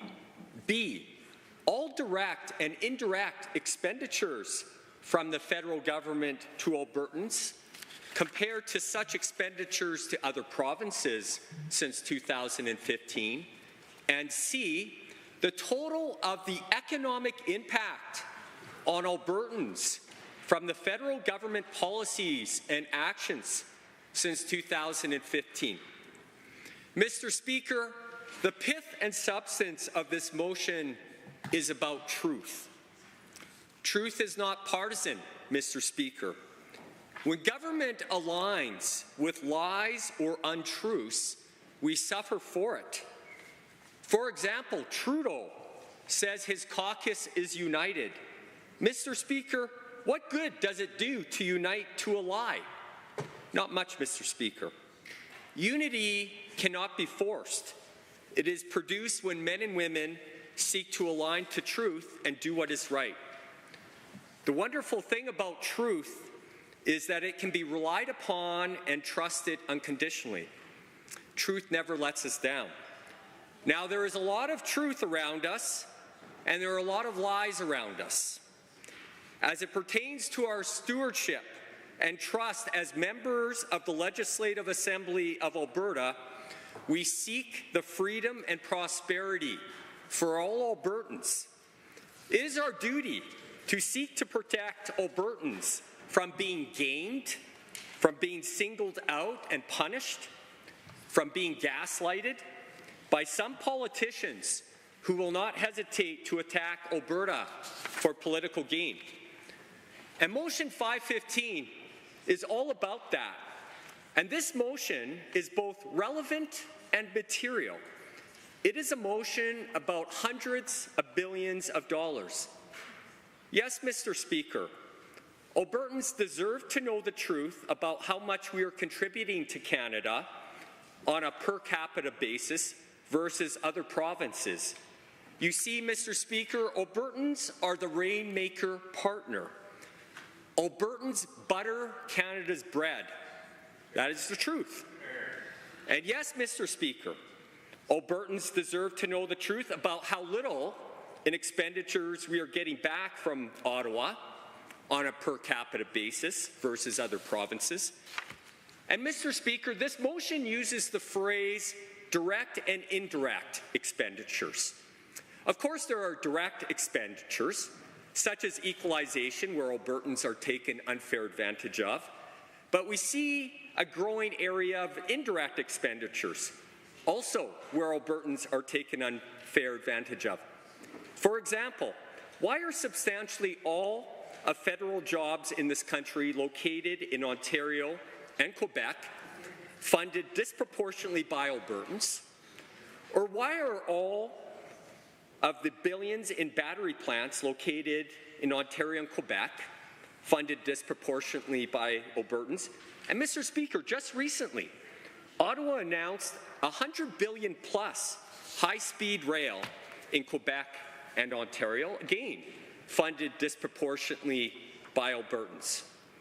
I could go on, Mr. Speaker, but Mr. Speaker, some of them do not care about Alberta. They only care about the money from Alberta. When taking from others and idleness displaces producing and work as a ruling principle, a sustainable society is lost. And Mr. Speaker, Alberta is the best province in a nation in trouble. And yes, Mr. Speaker, Albertans deserve to know the truth about the massive economic damage and lost opportunity from this hostile and incompetent federal government, which policies that target Alberta, that seek to undermine us, attack us, and hold us back. For example, carbon taxes, which disproportionately cost Albertans, de facto production caps, forcing up electricity costs with less economic sources, which again disproportionately cost Albertans, no pipeline bills, and the list goes on and on. The federal government has cost all of us many, many billions, Mr. Speaker, and we need to share these truths with Albertans. Now, Speaker, why did I say since 2015 in the motion? Well, it's because Legislative Council said I had to. But, Mr. Speaker, this is a rigged partnership which makes Alberta vulnerable to abuse by corrupt politicians, including prior to 2015. And since 2015, Mr. Speaker, we have a perfect storm. We have a corrupt and rigged partnership coupled with a Prime Minister who is also corrupt and has demonstrated on a continuous basis a pattern of leveraging this rigged partnership to attack the freedom and prosperity of Albertans. Now, Mr. Speaker, in this rigged partnership, what are we to do? Well, Mr. Speaker, sharing the unbiased truth with Albertans on these matters, costing them hundreds of billions of dollars, is a good start. We don't need to do this in anger. We just need to share the unbiased truth. And Mr. Speaker, that is our obligation. As Albertans understand and grow in awareness of the massive unfairness imposed on them, the more accountability they will require from government. And that is very good, Mr. Speaker. Accountability is needed more than ever. Unfortunately, Canada has a worse version of the Westminster Sieve. elevating this Prime Minister to powers of a de facto king in between elections. And Mr. Speaker, this king does not like Alberta. He does not like that Alberta succeeds in spite of him and rejects his hollow, virtual signaling words. This king has no clothes, Mr. Speaker. Albertans see him for who he is. He is out of his depth. And this incompetent Prime Minister, as a de facto king, unilaterally can and has wasted hundreds of billions of taxpayer dollars with his lemming caucus and the NDP sitting in a thoughtless stupor as his dumb accomplices. The Premier of Quebec says one of his favorite things about Canada is receiving equalization. Pretty parasitic, Mr. Speaker. Mr. Speaker, in the real world, Quebec would be kicked out of the partnership. And Mr. Speaker, if Quebec was Alberta, they would have separated long ago. Who will dispute this? No one, because it's true. Mr. Speaker, we need to understand that while Canada has the potential to be the most free and prosperous nation in the world, by objective measures, it is not. And Trudeau's Canada is a growing danger and threat to our freedom and prosperity. Trudeau has smashed through $1 trillion of debt, accumulating more debt than all prime ministers before him combined. Canada pays more in interest on its debt than it collects on the GST. Prior to Trudeau, in 2014, Canada's per capita GDP was 92% of the U.S. What is it now? In 2022, it is 72%. A 20% drop in less than 10 years and getting worse. We are getting poor fast. It should not be this way. It does not need to be this way. Many Canadians are watching our national standard of living getting destroyed and yet feel helpless to do anything to stop it. We need to understand that unchecked, Canada will destroy itself and take Alberta down. That is why motion 515 is a good motion and seeks to share the truth. Are there others? The honourable member for Calgary Foothills. Mr. Speaker, I rise today to speak to motion 515. Once again, we see this government doing the busy work of picking a fight with the feds instead of doing the real work that Albertans are demanding. Fixing a broken healthcare system, providing excellent education, public education to their children, all of their children, building a robust, sustainable, diversified economy that provides good-paying jobs to Albertans. Mr. Speaker, I spend a lot of time in community in Calgary Foothills, attending events, community association meetings, meeting with constituents on their doorstep. Shockingly, I haven't heard anyone talk about the need to do a deep dive into the funds transferred between the province and the federal government. I do hear them share stories of their family members struggling with the healthcare system. I do hear them ask me questions about when they can expect a neighbourhood school and the challenges getting their kids to school on the other side of the city while also juggling their work schedule. I do hear them tell me that it is harder to find work today and harder to find housing that family members can afford. But instead of doing the work to serve Albertans, we have a government bring forward motions that serve only to direct government resources for their ideological fight against Ottawa. Mr. Speaker, what Albertans need is a government that rolls up their sleeves and works with Ottawa and the other provinces for the betterment of Alberta and all Canadians. What Albertans need is a government like the Alberta NDP that did the hard work from coast to coast to coast to build the Trans Mountain expansion. a project that the Conservatives failed to do. Our work was collaborative across provinces. We did this work together, and we did so while also working with industry to strive towards lower emissions while enhancing market access. What Albertans need is a government like the Alberta NDP that work together with the federal government to cut child poverty in half. Hear, hear.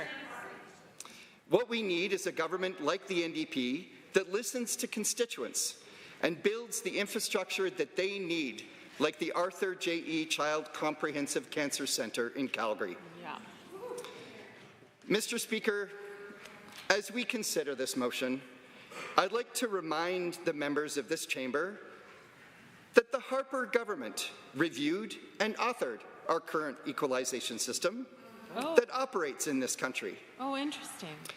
The Conservative government at the time had the opportunity to review, investigate, and implement changes to equalization.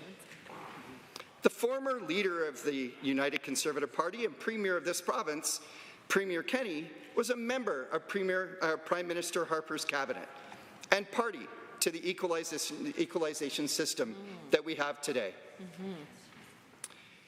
When the Alberta NDP was in provincial government, we were critical of that formula, but we were not critical of the underlying principle of equalization, ensuring that all Canadians across this country receive the services that they need.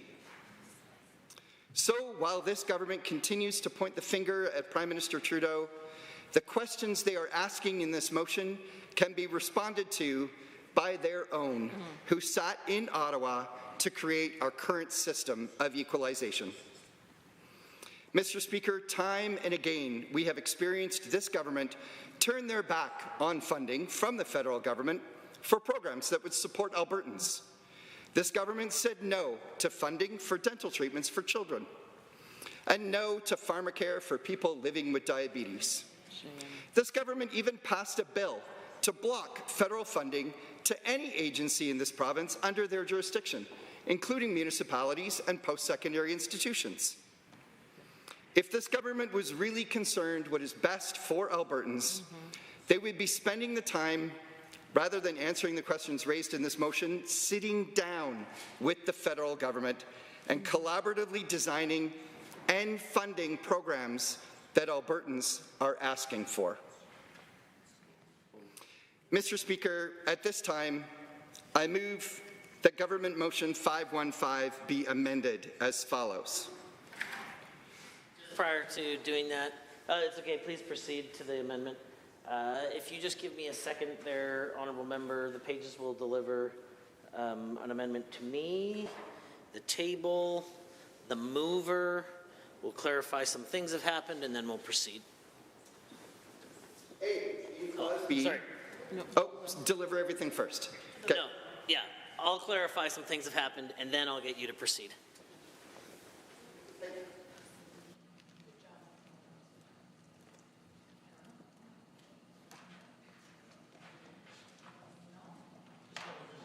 To Mr. Stefan quickly.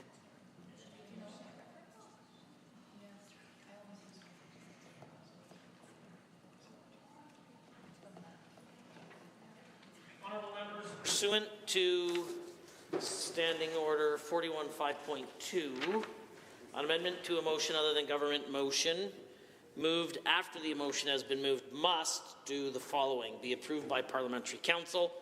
This amendment has been approved on, it would appear to be the 30th of October. And the Honourable Member, the member for Red Deer South, was to have received notice by 11 o'clock. He can confirm that that did in fact take place. Barely is still in time. This is in order. The Honourable Member for Calgary Foothills can proceed. Thank you, Mr. Speaker. The amendment as follows: A, in Clause B by striking out "and" after the semicolon; B, in Clause C by replacing the period with a semicolon; C, by adding the following immediately after Clause C; D, all revenue from Albertan municipalities and Albertans living in Albertan municipalities paid to the provincial government since 2019.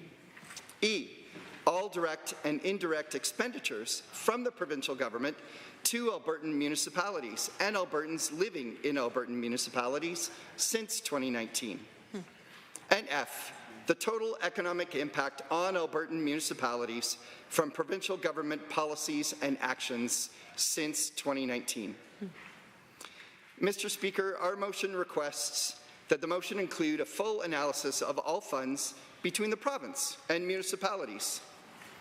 While this government continues to cry foul with how Alberta is treated by the federal government, they turn around and do exactly the same to municipalities right here in Alberta. The government used to fund municipalities by paying 100% of property taxes as a grant in place of taxes. This was cut in 2019, cut again in 2020, and when asked in question period when they will provide these funds to municipalities, they respond with rhetoric trying to paint us with a brush that we don't understand what is going on. Well, Mr. Speaker, the City of Edmonton knows exactly what is going on. The province simply refuses to provide funding through grants in place of taxes. Edmonton isn't alone in this, Mr. Speaker. Alberta municipalities adopted a resolution at their most recent convention asking that the grant in place of taxes be restored. In addition, Mr. Speaker, this government replaced the Municipal Sustainability Initiative with the Local Government Fiscal Framework and then dragged their feet on transferring funds to municipalities. And while this government talks about increasing funding, the numbers don't add up, as the funding allocated in Budget 2024 is below previous amounts in past years. Mr. Speaker, if this government was serious about the questions being asked in Government Motion 515, they would look in their own backyard and ask the same questions. Are the funds transferred between municipalities in the province equal and just? Are the municipalities in this province getting what they need from the provincial government? Is the provincial government considering from what revenues are they receiving from every municipality when they decide how they're going to transfer funds to those municipalities? Are they asking the questions whether or not those municipalities are able to build out the critical infrastructure that they need? If the government is serious about this, and clearly they are not, I see them being torn up. If the government is serious about this, they will accept and vote yes to our amendment. If the government is not going to be hypocritical about their approach, they will have the same approach with their own municipalities as they are requesting from Ottawa. Thank you, Mr. Speaker. Nice. The Honourable Member for Red Deer South to speak to the amendment. Thank you, Mr. Speaker. I rise to speak against this very bad amendment. Now, Mr. Speaker, I encountered opposition in submission to my motion. This amendment is unrelated and should have been ruled out of order. If the NDP cares so much about these other matters, they can bring their own motion on it. Here. That is their right. Mr. Speaker, I will just say that this is disappointing. Now, Mr. Speaker, in my opening remarks, I did not talk about the members opposite, but they have chosen to seek to deflect and avoid Motion 515 and inject themselves into it. Yep. So, Mr. Speaker, I must now ask, why is this the case? Mr. Speaker, is it because they cannot handle the truth? Yes, that is the case in some instances. Is it because some of the members opposite actually think that is perfectly hunky-dory that Albertans get continually gamed and ripped off by Ottawa? Shame. Yes, that is the case in some instances. Shameful. Is it because some of the members opposite are Trudeau lovers? Apparently. Mr. Speaker, yep, it appears so in some cases. Yeah. Is it because some of the members opposite take their orders from the mothership, Jagmeet Singh, Mr. Speaker.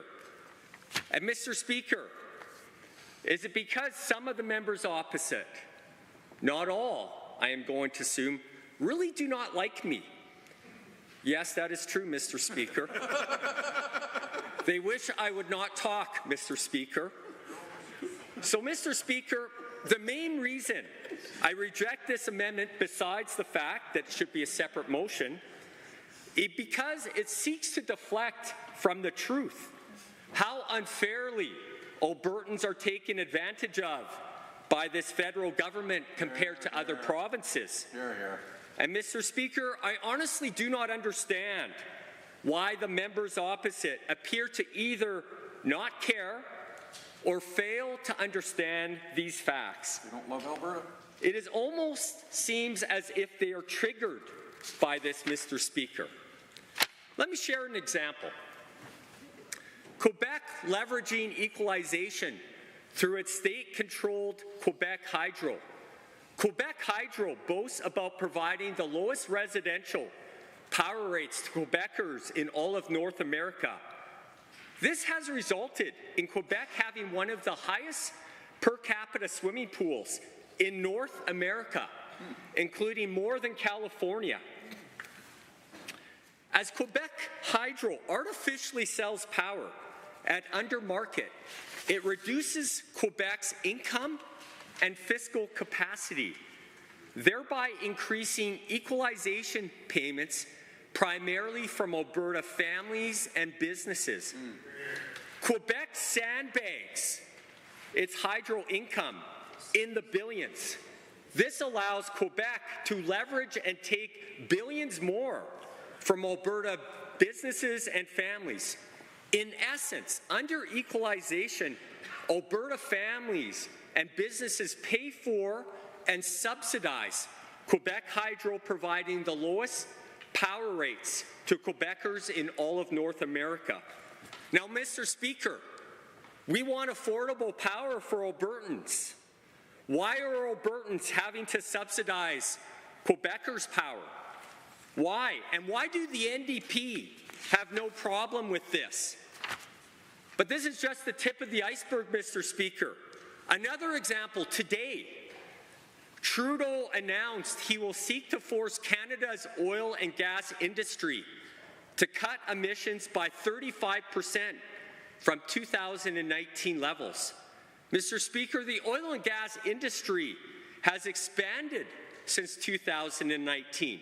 So this mandate from on high would force them to contract production, notwithstanding the industry has become more efficient on a per barrel basis since 2019.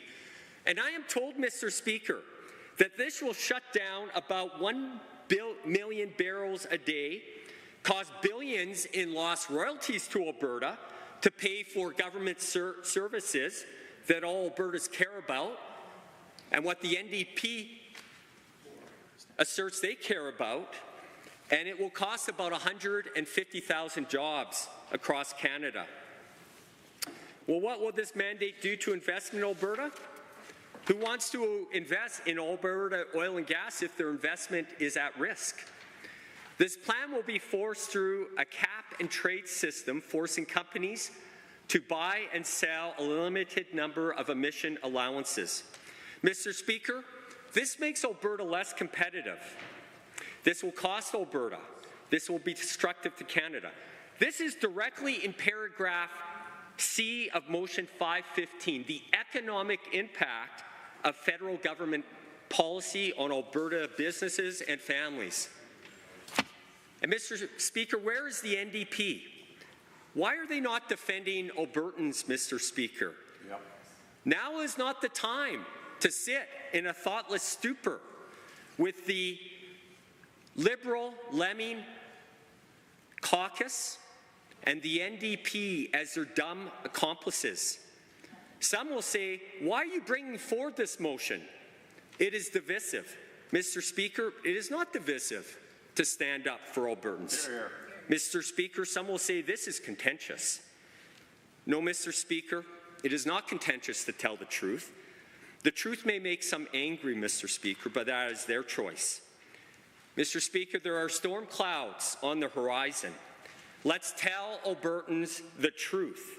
Let's undertake or commission a study to identify and assess all revenue from Albertans paid to the federal government compared to revenue from other provinces, all direct and indirect expenditures from the federal government to Albertans compared to other provinces, and increasingly more important, the total economic harm and impact on Albertans from this federal government. A partnership founded on principle and good faith would never cause or tolerate the hypocrisy and hostility endured by long-suffering Alberta businesses and families. As government shares more truth with Albertans, there is more trust. We must trust Albertans with the truth. We must trust Albertans to do what is right. Alberta is a land of freedom and prosperity. We must be vigilant to keep it this way. I urge all members to reject this amendment and vote in favour of motion 515. Thank you, Mr. Speaker. Okay, the honourable member for Edmonton City Centre. Well, thank you, Mr. Speaker. I will be happy to vote in support of motion 515. Because unlike the members opposite, Mr. Speaker, we are not afraid of the truth. We are not afraid of facts. We are not afraid of figures. And we are happy to have a look at these numbers, credible numbers, on what dollars go out from Alberta and what comes back to the province. Now, of course, Mr. Speaker, commissioning a study, there is a good question about who they would give that study to. And certainly we have seen the kinds of ridiculous numbers they have come back with on their report about an Alberta pension plan and pulling out of the CPP. We have seen some of the ridiculous lunacy that has come back from some of the expert panels. They struck to look into issues around the pandemic. So certainly there are fair questions to ask about to whom they will give this study. But in principle, Mr. Speaker, we have no issue with a credible study that sticks to the facts and provides the truth to Albertans. I will also, Mr. Speaker, vote in favour of this amendment because once again, Mr. Speaker, unlike the members opposite, we are not afraid of providing the truth to Albertans about the realities of what they are facing under their current government. It is ironic, Mr. Speaker, to hear the member opposite speak about powers of a de facto king when he sits with the government and voted in favour of legislation not once, but at least twice, where this government attempted to give itself the power to make changes or introduce entirely new legislation in this legislature, well, actually, without even setting foot in the legislature, Mr. Speaker. A government which has given itself unprecedented power over municipalities to fire and remove councillors, to interfere with their ability to fund them, to access federal funding, Mr. Speaker. This is not a government that can sit and talk about anyone else seizing unprecedented power. But let's talk about the matter at hand, Mr. Speaker. Let's talk about costs imposed as a result of the government's choices in policy. This government's ban on renewables, Mr. Speaker, estimated at up to $33 billion of investment, 24,000 jobs, their interference with municipalities' ability to access that revenue for themselves and to be able to fund services for their people. That is a direct economic impact from this government's decision. That, if put forward, would be able to be measured as part of providing this information to Albertans. That is what this amendment is asking to do. Let's talk, Mr. Speaker, about other choices this government has made. Over the last 5 years, Mr. Speaker, report that just went to Red Deer City Council, in the past 5 years they've cleaned up 2,966 camps. Of course, this is the member for Red Deer South who brought this motion in his city. His government's decisions, their failures, have cost that city $2,865,892 to clean up encampments. And in that report, they make it quite clear, Mr. Speaker, that when they're clearing people from those encampments, those people are not choosing to go to the local shelter because there are issues with that shelter. Who is responsible for shelter standards in the province of Alberta, Mr. Speaker? This government. Their decision, their choices on how they are handling shelters, on the refusal to invest in housing, is costing the people of Red Deer nearly $3 million in the last 5 years. Here in Edmonton, $2.2 million provincially mandated costs for the 2023 Shigella outbreak.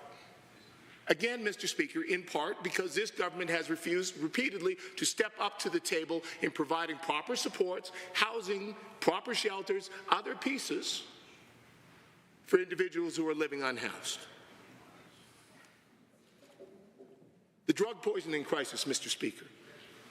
This government, Minister of Public Safety, stood in this House today and bragged about their work earlier today. 5 years, Mr. Speaker, 5 years, and this government has built 3 of 11 recovery communities. 3. A fraction, a sliver of the capacity needed to actually address this crisis. And what has the cost of that been, Mr. Speaker? That Edmonton Fire Rescue Services was dispatched to 10,000 events in 2023, 47% increase from 2022, 790% increase from when this government came into power. 790%. Cost borne by the City of Edmonton because of this government's decisions and policies.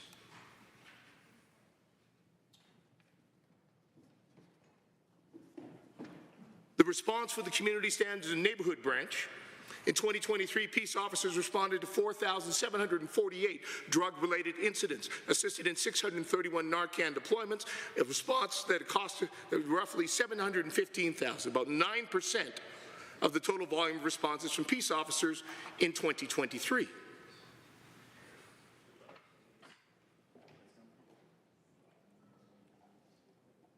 Let's talk about this government's Bill 20, Mr. Speaker, and the cost that is going to download on municipalities across this province. Here in Edmonton, City Council received a report saying that they're looking at costs of up to $4.8 million in 2025. Mr. Speaker, $4.8 million, that would cover the salaries and benefits of 50 police officers. The 50 police officers we're still waiting on here in Edmonton from this government. Would cover their salaries and benefits for a year. That money is being burnt on conspiracy theories, forcing the City of Edmonton to hire people to hand count ballots when there is no evidence of any voter fraud in the province of Alberta. Again, that is a cost being downloaded onto every municipality. Well, not every municipality, because they're only imposing it on, oh, pardon me, no, every municipality. Sorry, this is one of the ones where they are imposing it on every jurisdiction in the province. School boards, too. So that is this government burning dollars, Mr. Speaker. So all we're asking for with this amendment is mutual transparency, Mr. Speaker. The member for Red Deer South bragged that they are not afraid of the truth. Well, it seems like they are, Mr. Speaker, if they can't support this, if they can't trust Albertans with the truth. Equal analysis of their government's impact on our municipalities alongside measuring the impact of the federal government on our province. So, Mr. Speaker, as I said, we are happy to vote in support of the motion. We certainly hope that the government executes it in a transparent and credible manner so that the report, if a report were to come from it, is one that actually demonstrates the facts and is not another one of the biased exercises in so-called consultation that we have tended to see from this government. And it would be our hope that this government is also able to hold itself accountable and transparent and trust Albertans with the truth in voting in favor of this amendment. Thank you, Mr. Speaker. The honourable member for Bonnyville, Cold Lake, St. Paul. Thank you, Mr. Speaker. I rise today to speak on the amendment on the private member's motion 515 brought forward by my good colleague and member from Red Deer South. In the words of my good friend, this is a good motion. A very good motion. And the NDP amendment is a bad amendment. A very bad amendment. But you know, one of the things the member opposite was talking about is mutual transparency. Let's talk about mutual transparency when we're looking at this amendment, Mr. Speaker. It starts at 2019. Our motion starts at 2015. I wonder what possibly could have happened between 2015 and 2019 they're trying to hide. Maybe it's their record. Whoa, Mr. Speaker. This is why we need to vote down that amendment. It's embarrassing that they want to hide their own record. Broadly speaking about the motion, this urges government to identify and assess the revenue that Albertans have paid to the federal government since 2015, and the amount the federal government has spent on Albertans since 2015, and the total economic impact on Albertans from the actions and policies the federal government has from 2015. Mr. Speaker, when we talk about tax revenue and the Alberta-Ottawa relationship, there's no better place to start than the equalization program. The federal equalization program was first introduced in 1957 and was later added to Canada's Constitution in 1982. The intended purpose, and this is important, Mr. Speaker, was originally to provide reasonable comparability in levels of public services at reasonable comparable levels of taxation. That is according to Section 36, subsection 2 of the Constitution. Though it has been amended several times since its inception, this is still largely the spirit of the program. However, the spirit of fairness has changed significantly over the recent years. This should be better known as the Prairie Pillage era. The Prairie Pillage era. The equalization program continues to grow even when fiscal disparities shrink due to GDP growth constraints. This ties the size of the program over a 3-year moving average of Canadians' nominal GDP growth. The intent of this was to limit growth to the program. However, despite the gap between the so-called have provinces and the so-called have-not provinces decreasing, the equalization payments have gone up. It means that the amount of the have-not provinces receive continues to increase even if its fiscal disparities decrease. Does that sound fair, Mr. Speaker, or even equal? No. I don't think so, and many of my colleagues on this side of the chamber feel the same way. Of course, the NDP, with this amendment, are trying to hide their hero, Justin Trudeau, and his wonderful sidekick, Jagmeet Singh's record. That's abhorrent. Of course they would. When it comes to direct and indirect expenditures from the federal government relative to the other provinces receive, I believe it shows that there is also a significant fiscal disparity, Mr. Speaker. It doesn't surprise me, my constituents in Bonnyville, Cold Lake, St. Paul, or many Albertans, Mr. Speaker. This is why I support my colleague, the MLA from Red Deer South's private member's motion, and reject the amendment put forward. We need to study what exactly has happened, not hide from it like what the NDP are trying to do today. This is also why, Mr. Speaker, Albertans had a referendum in 2021 on the question, should Section 36, subsection 2 of the Constitution Act 1982, Parliament and the Government of Canada's commitment to the principle of making equalization payments be removed from the Constitution. What does this mean, Mr. Speaker? The 1998 Supreme Court decision on Quebec succession states that if a province holds a referendum on the proposed constitutional amendment with a clear question and a clear majority vote in favour, the federal government has the obligation to negotiate that amendment in good faith. Again, in the words of my good friend who moved this motion, Trudeau is bad. Very bad. While some legal scholars believe the obligation in question relates to only secession negotiations, there are others who believe it applies more broadly to encompass all constitutional changes.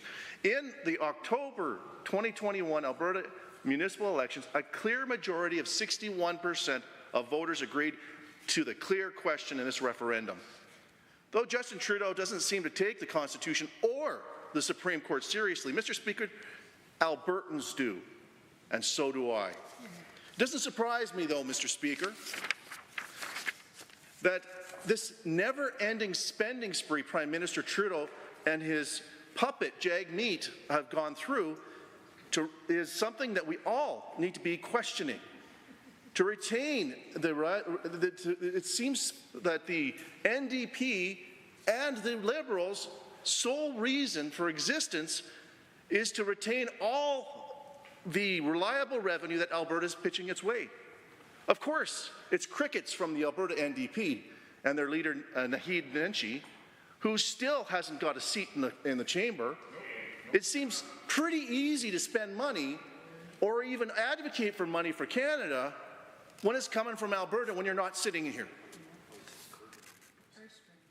Mr. Speaker, there is no more reliable revenue than the engine that Alberta economy brings.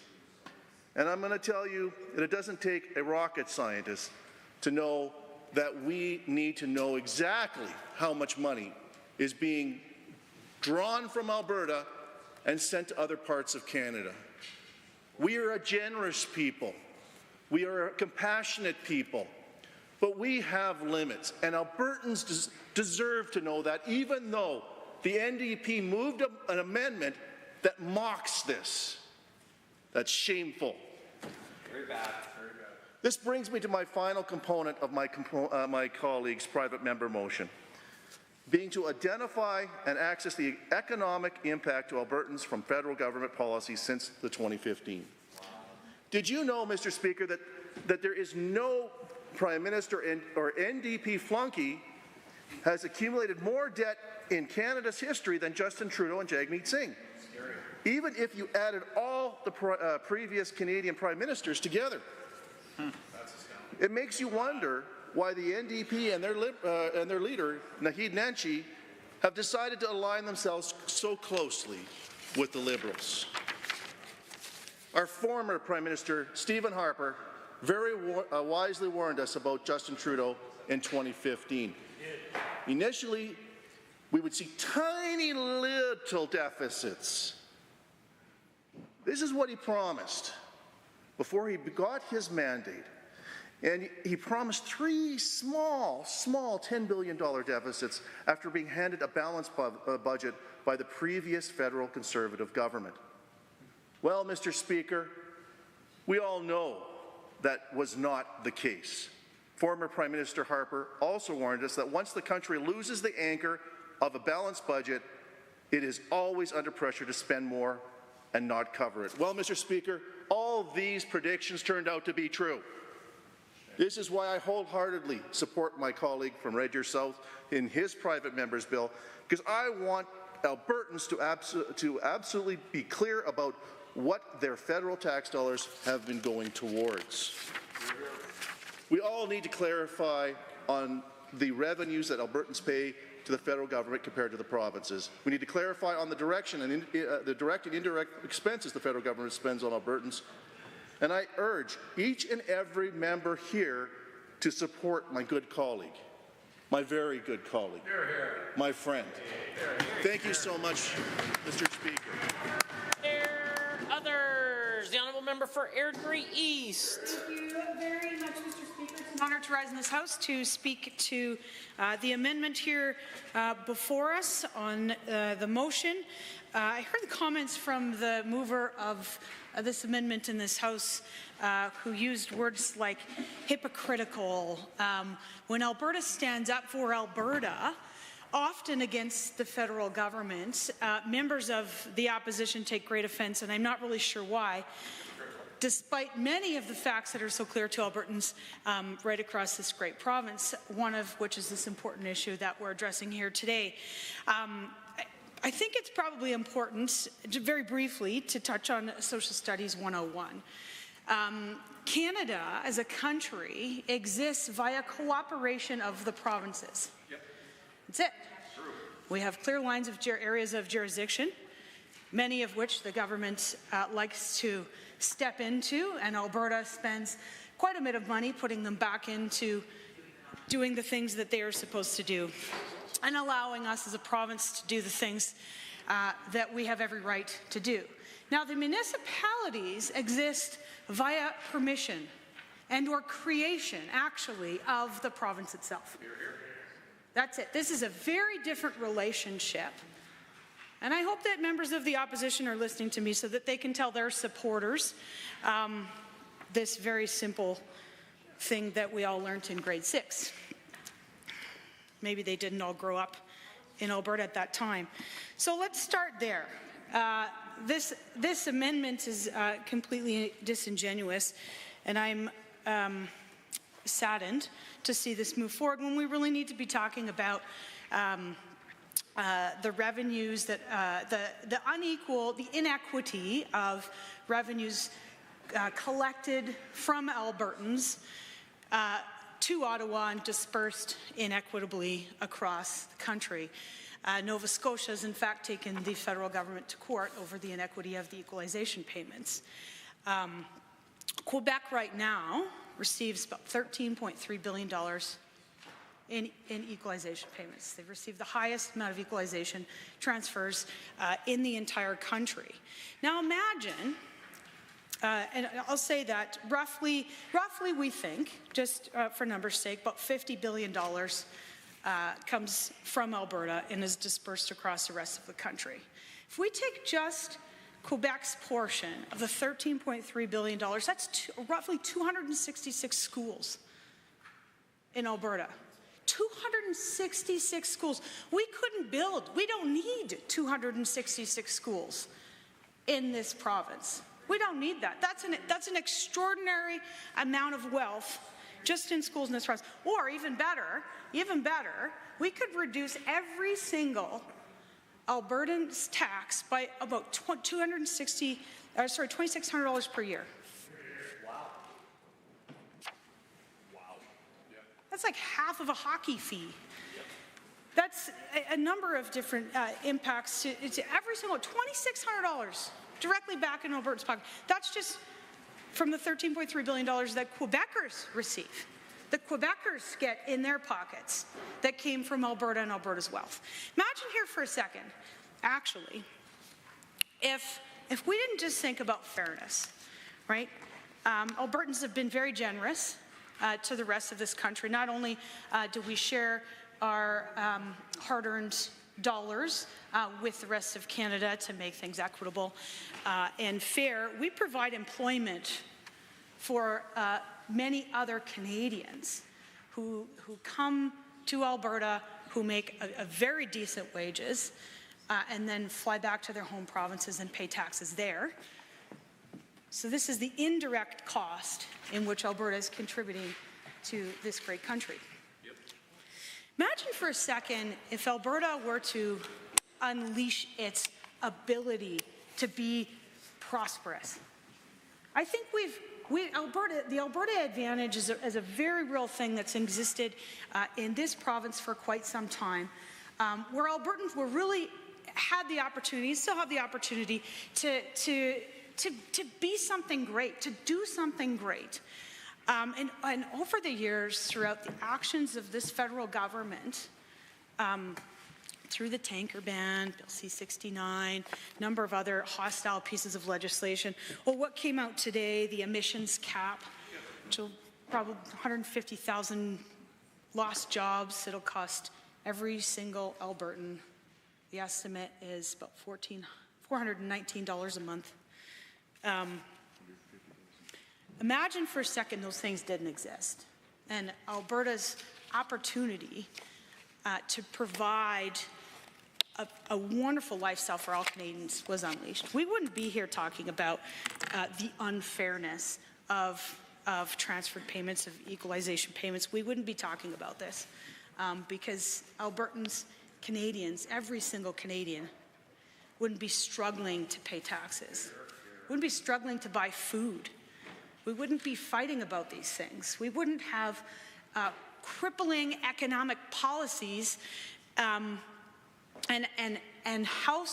individual household crippling policies like the carbon tax. We wouldn't have that. We wouldn't be paying taxes. Albertans are getting pretty fed up. And I know many members opposite struggle to think beyond the 4 things that are important to them as individuals, but I can assure you that constituents are frustrated, and if they understood the full impact as to why they actually should be frustrated, why they actually can't make ends meet, and if we all just actually work together and sing from the same songbook as Albertans, maybe we'd get a change here, and maybe we'd get a fair shake, and maybe we wouldn't have high food bank usage, which, by the way, is not the highest usage in the province of Alberta. It's out of control everywhere because our federal government is hostile, because our federal government is overspending, and they're using the wealth of the provinces, particularly Alberta, to make up that gap. And we're done. Motion 505 is important. Let's get a broad view of what's happening here, of what this really means, and then let's make a change. And I know that change is coming soon in Ottawa. I wish it was sooner than later. But in the meantime, our government's going to continue to stand up for Alberta and Albertans. Every single one of us in this House has a duty to Alberta and Albertans. Let's get a broad view of what's happening here. So how did we get here? How did we get to this point where equalization has become so confusing that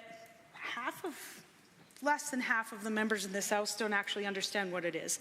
It is confusing, it's convoluted, it's an imbalanced system that protects some provinces and punishes others. It protects... I hesitate to interrupt as Standing Order 41 allows the mover of the motion for 5 minutes to close debate, and with apologies to the honourable member for Calgary Elbow, who I missed prior. My apologies to that. Having said that, the time for debate has concluded. The honourable member for Edmonton South has 5 minutes to close debate. Thank you, Mr. Speaker. And for the input from members from Bonnyville, Cold Lake, and Airdrie East, and I regret that I did not have the opportunity to hear from my friend from Drayton Valley. Thank you. I'm going to close as how I began, speaking of the value of truth. Mr. Speaker, Ottawa is dead weight. They are in the way of Alberta.